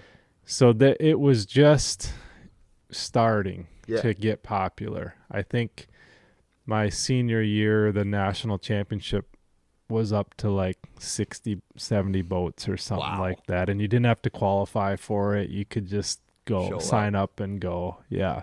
But it was fun. That's what exposed me to fishing around the country. Like Yeah. besides that, I had never really been out of Minnesota or Wisconsin for bass fishing. And so it really opened my eyes to what a reservoir looks like without a blade of grass in it and having to fish rock and wood. And and it taught me kind of how to be better prepared for travel on the road. You know, we had all the mechanical breakdowns and trailer issues you could think of with old, you know, rusted out trailers and old 1987 Rangers and that sort of deal. And the boat was fine. It's always the engine that gave us issues, but yeah. So it was a lot of fun though. It was a fun time in my life. Absolutely. Did you find some success with it, or did you like pay a lot of tuition? We paid a lot of tuition. We had a few good tournaments. Like Dardanelle was one example where we had one really good day, and then we fell on our face the next day. It was a big learning experience there. And we took a lot of them on the chin. There was every year there was a Big Ten championship. So each Big Ten school would send, I think it was 5 2-man teams. So it was 10 guys total to the championship. And then the top 3 teams from each school like counted towards your total weight. And those are really fun tournaments too. Like we did one on Brookville Lake in Indiana and almost won that one. We did one on St. Clair, and I forget the power plant lake down in Illinois. Newton. We had one on Newton. Isaac Newton. Yeah, something like that. And maybe one on the river on like Pool 19 or something down in southern Iowa. But those were super fun tournaments too.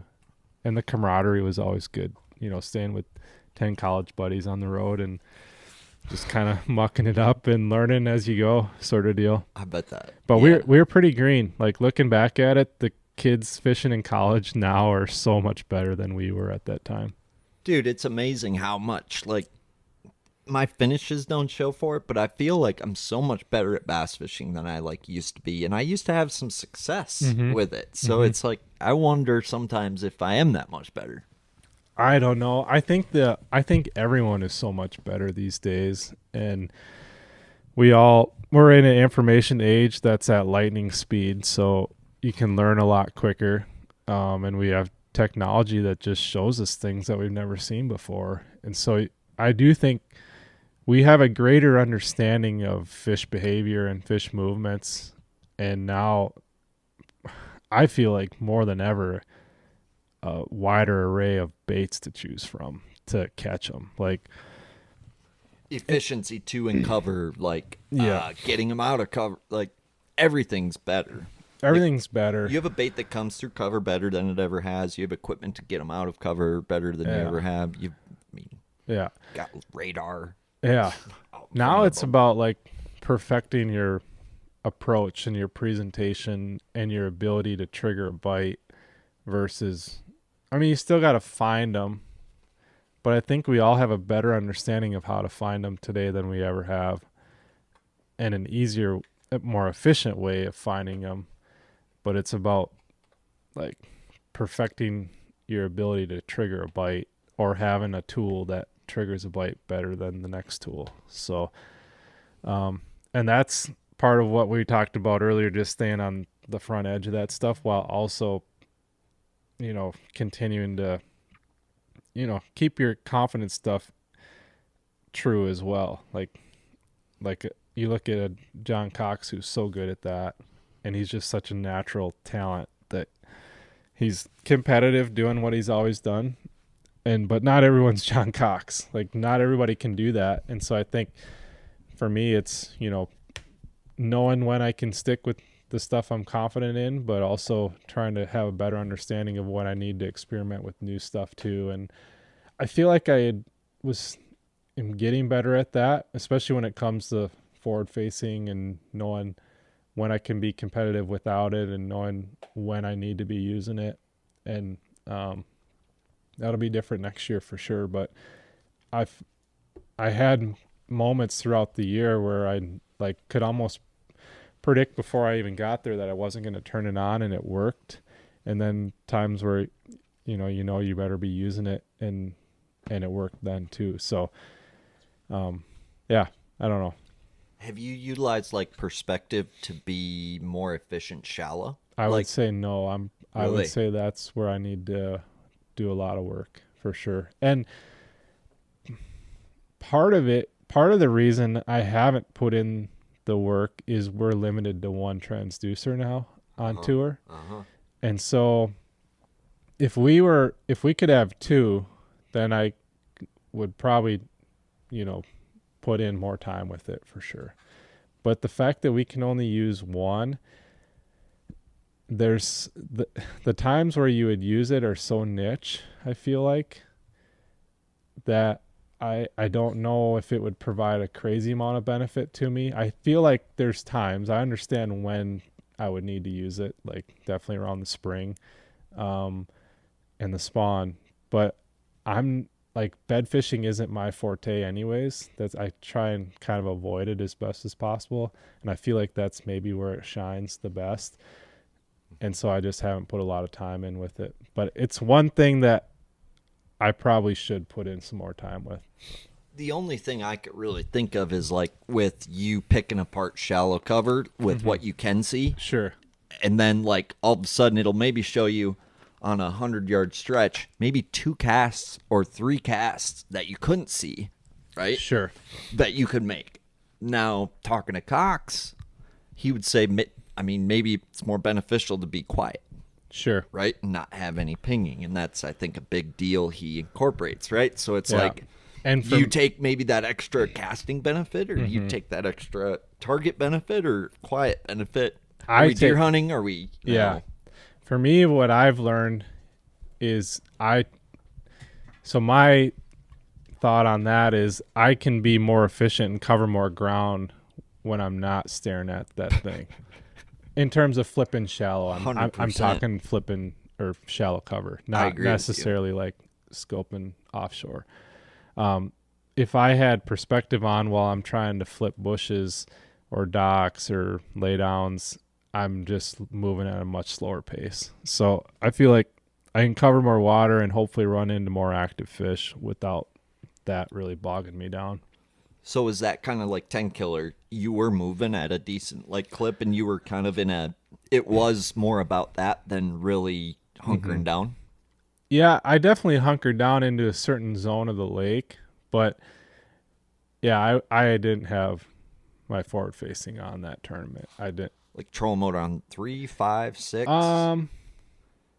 Anywhere in that zone. Like when I'm flipping, that tournament was interesting because the water was fluctuating, and one day, like when it would drop, it dropped on our off day, and so on day one I could be very efficient and fish all the stuff on the outside. Like there was like an inside brush line, and then there was like some older brush on the outside, and when it dropped, I wasn't getting bit on the inside anymore, and so I could just be very efficient covering all that stuff on the outside. Yeah. And then we got a like deluge of rain like day 1 and day 2, and on day 3 in the morning I caught one like way in the back of all the crap, and Dude, this fly is loving this moon. He's like, wow, he's getting dizzy. Look, he's flying.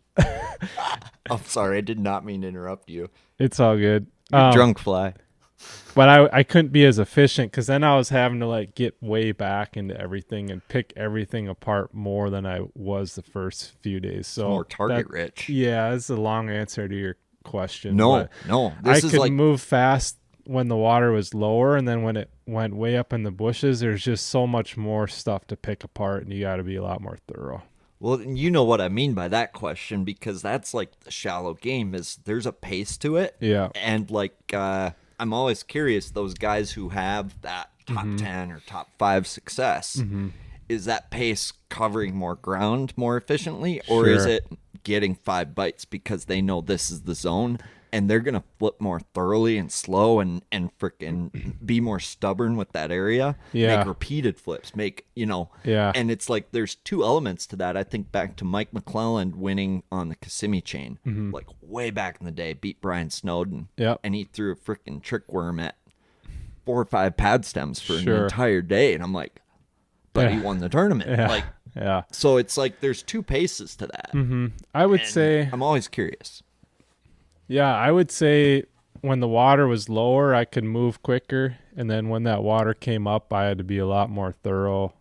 Cause I'm always, if I get a bite way back in that stuff and it's like a good one, then I'm concerned that I'm going to miss fish if I move too fast. I'm with you.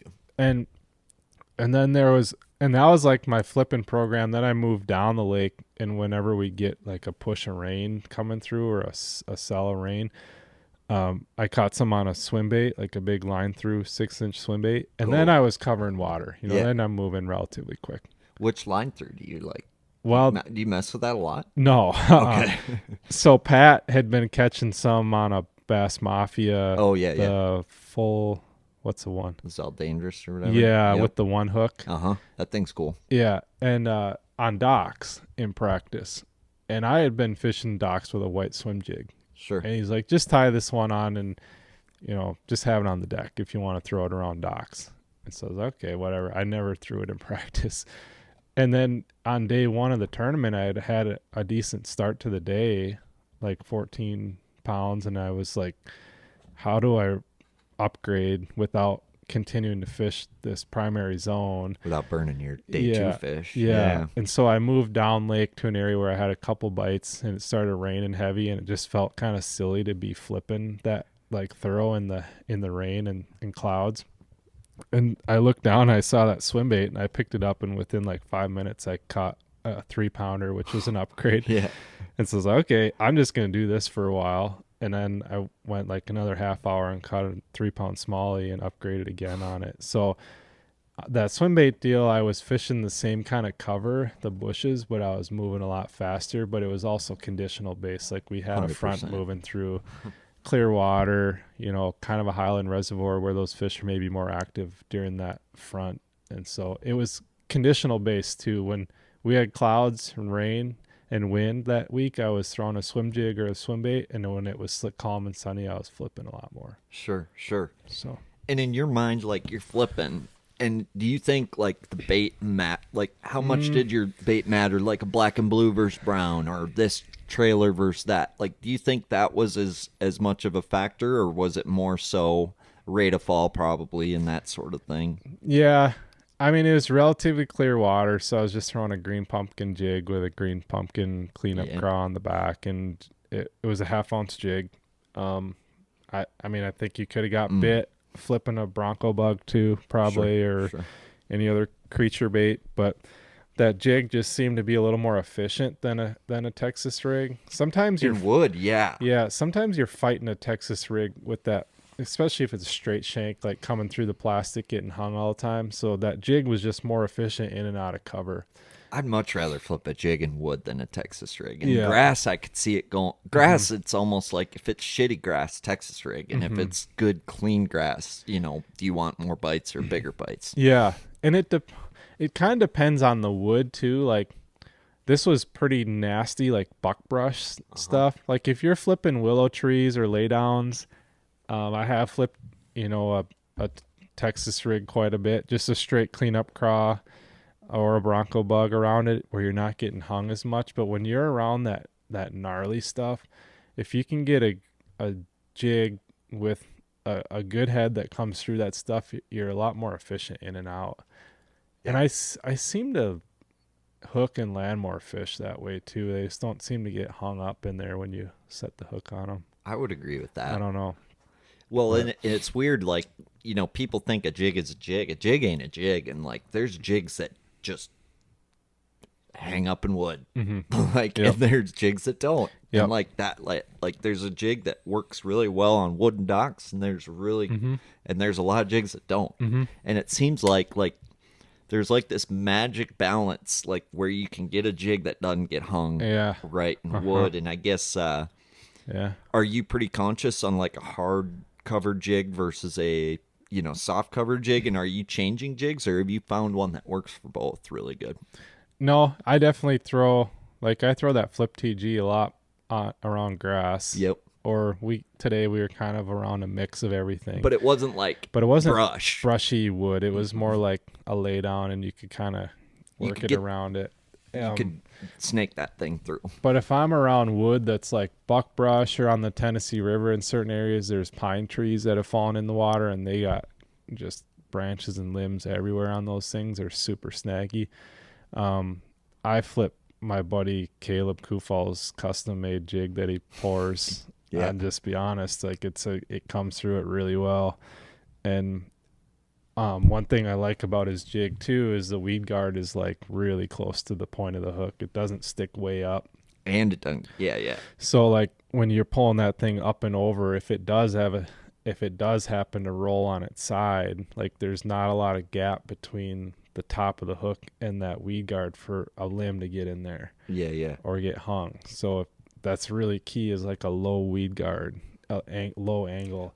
Which you'd almost think the opposite, right? You would, yeah. But if it comes up and it rolls, then like that weed guard is almost null and void, and like a branch can get in there really easily. Mm-hmm. So, and I do think you get a better hook to land ratio with a weed guard that's really low too. 100%. So like if you look at some jigs, like in the package, the weed guard's like way up there, and it's like, it's not gonna work real well. No, and it's kind of like boats. If you don't know what you're looking at with boats, like in a showroom, you'll miss something. And if you don't fish a lot of jigs, that's an easy mistake to make. It's like, oh, that's a pretty colored jig. I think I'll grab it. But it's like, no, all that stuff makes such a huge difference. And it's amazing how many jigs are on the market. Yeah. And yet how like snubby we get. Like every angler is maybe not snubby about beaver or Texas, like that kind of bait, but we're all freaking jig snobs. Yeah. I feel like maybe not, but I am. Yeah, I can be too. I mean, for me, it's just confidence. Like, it's got to have a good hook. The angler of the weed guard's got to be good, and if you're fishing around hard cover, it better come through it well. And then same deal with the grass. Like, you want a good head that's you're not fighting it the whole time. You know, you want, I think, a vertical line tie when you're on grass. I agree. And more of a slender head, and otherwise you're fighting it constantly in and out of that stuff. You're still going to get grass at times, but it's just going to come through it way better. Absolutely. Like, you noticed that obviously because you're in it, right? But it's like I don't even notice that stuff. And you were saying it today, like what was it, who you started with? Yeah, it was like I was just looking back at the Angler of the Year standings from my rookie year in 2020. And we had a smaller field. I think it was just under 90 guys. But I was just shocked at like how many of them are gone.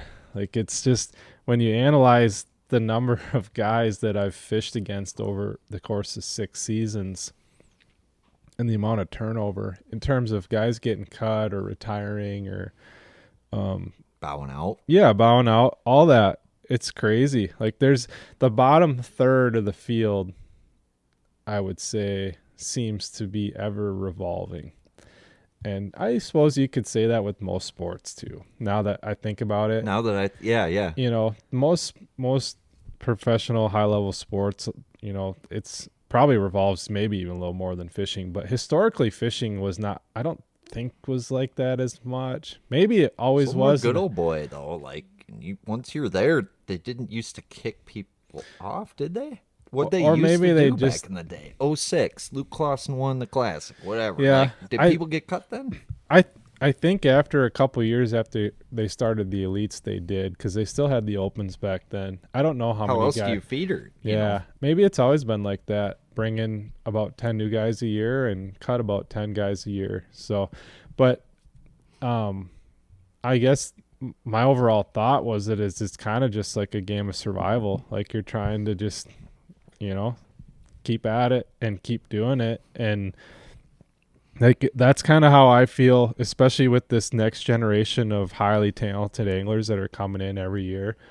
I'm just trying to keep up, man. Like, I'm trying to stay in front of things as best I can from a trend standpoint, while also continuing to do what I'm confident in and just try and still compete at a high level, because the field's getting better and better every single year, and they're so good coming in. So your job's never safe. There's always 1,000 other guys coming to try and take it, and it's Pat and I have talked about it a lot. It seems like after every season we're kind of just like, yeah, man, it's a game of survival. Like, you got to just keep on it. Like look around. Like, don't get still here. Yeah, don't get comfortable. Don't get, set in your ways, and always know that there's something new to learn, and there's someone there to take your job if you don't want to do it anymore. Yep. So you can't get lax, and I think that's the case in most any job across the country. I think if you're wanting to be successful at it, like, you can't get lax with it. You gotta always be working. Wasn't that Zona who said something like that? Like, I try to live every day like I'm gonna lose my job. Yeah, he might. It Or sounds something like like something that. he might have Yeah, said. Yep. Yeah. And I'm curious, like, is there anybody who got booted who came back? Who got Well, Carl, I think. requalified? Mm-hmm. Cool. Yeah, a couple. I mean, So he almost got booted this year. yeah. That's yeah.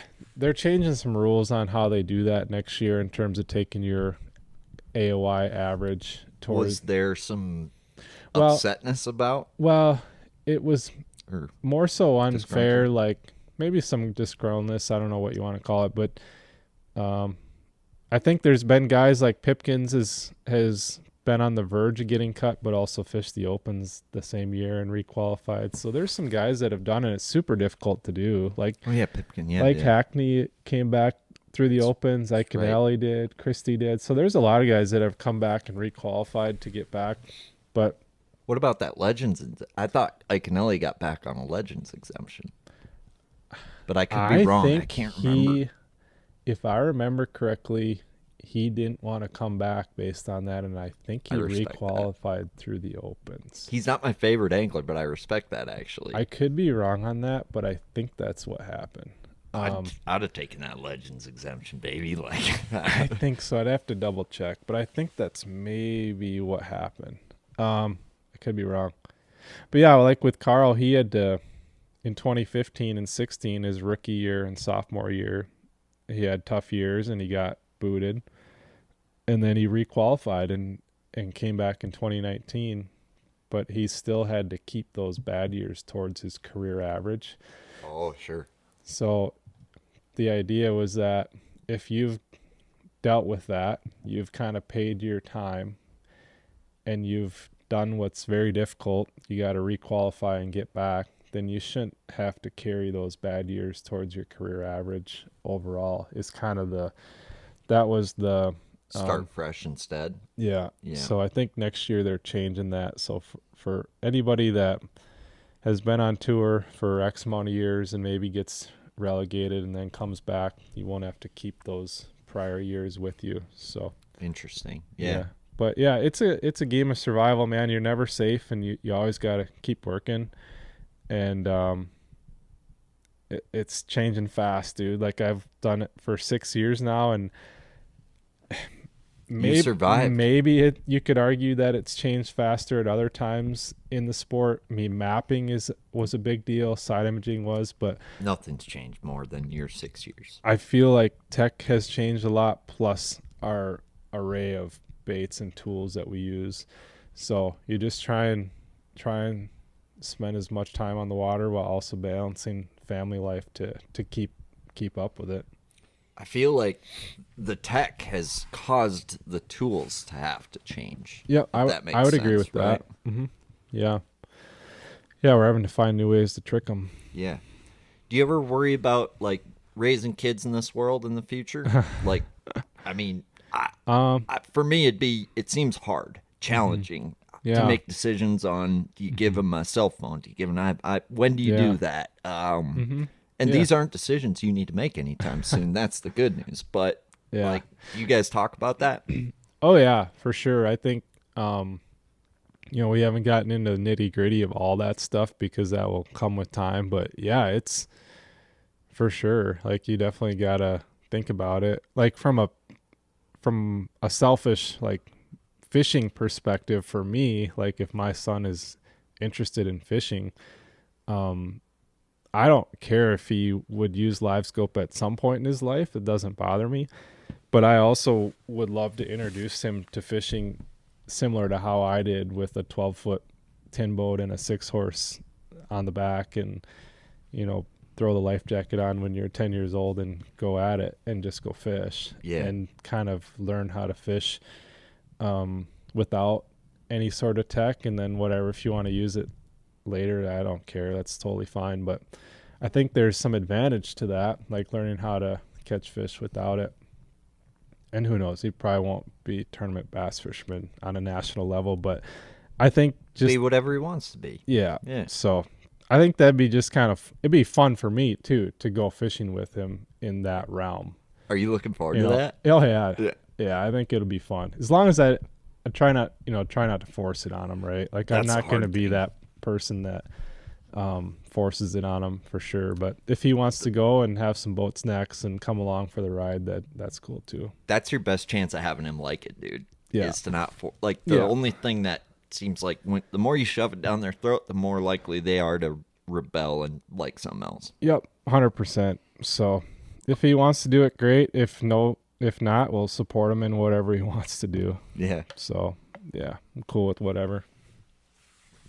Well, dude, I just gotta say thank you. It was such a pleasure fishing with you today, and it's Yeah. like, we haven't had a chance to do that yet, and like, I don't know how many bass we caught, but we caught a bunch of bass.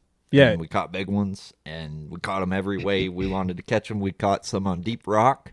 We caught some on isolated deep wood. Yeah, Isolated, and then sand, grass, docks, cut bank, lay down, bridge. lay down, bridge, isolated pads on buzzbait. Yeah. Yeah, dude, it was super fun. It was enjoyable just to spend a day in the boat and just cut up and talk shop, you know. Yeah. It's these podcasts are a blast too. We can hash out whatever, but it's fun to spend a full day and just, you know, have a fun day on the water in Minnesota in the fall.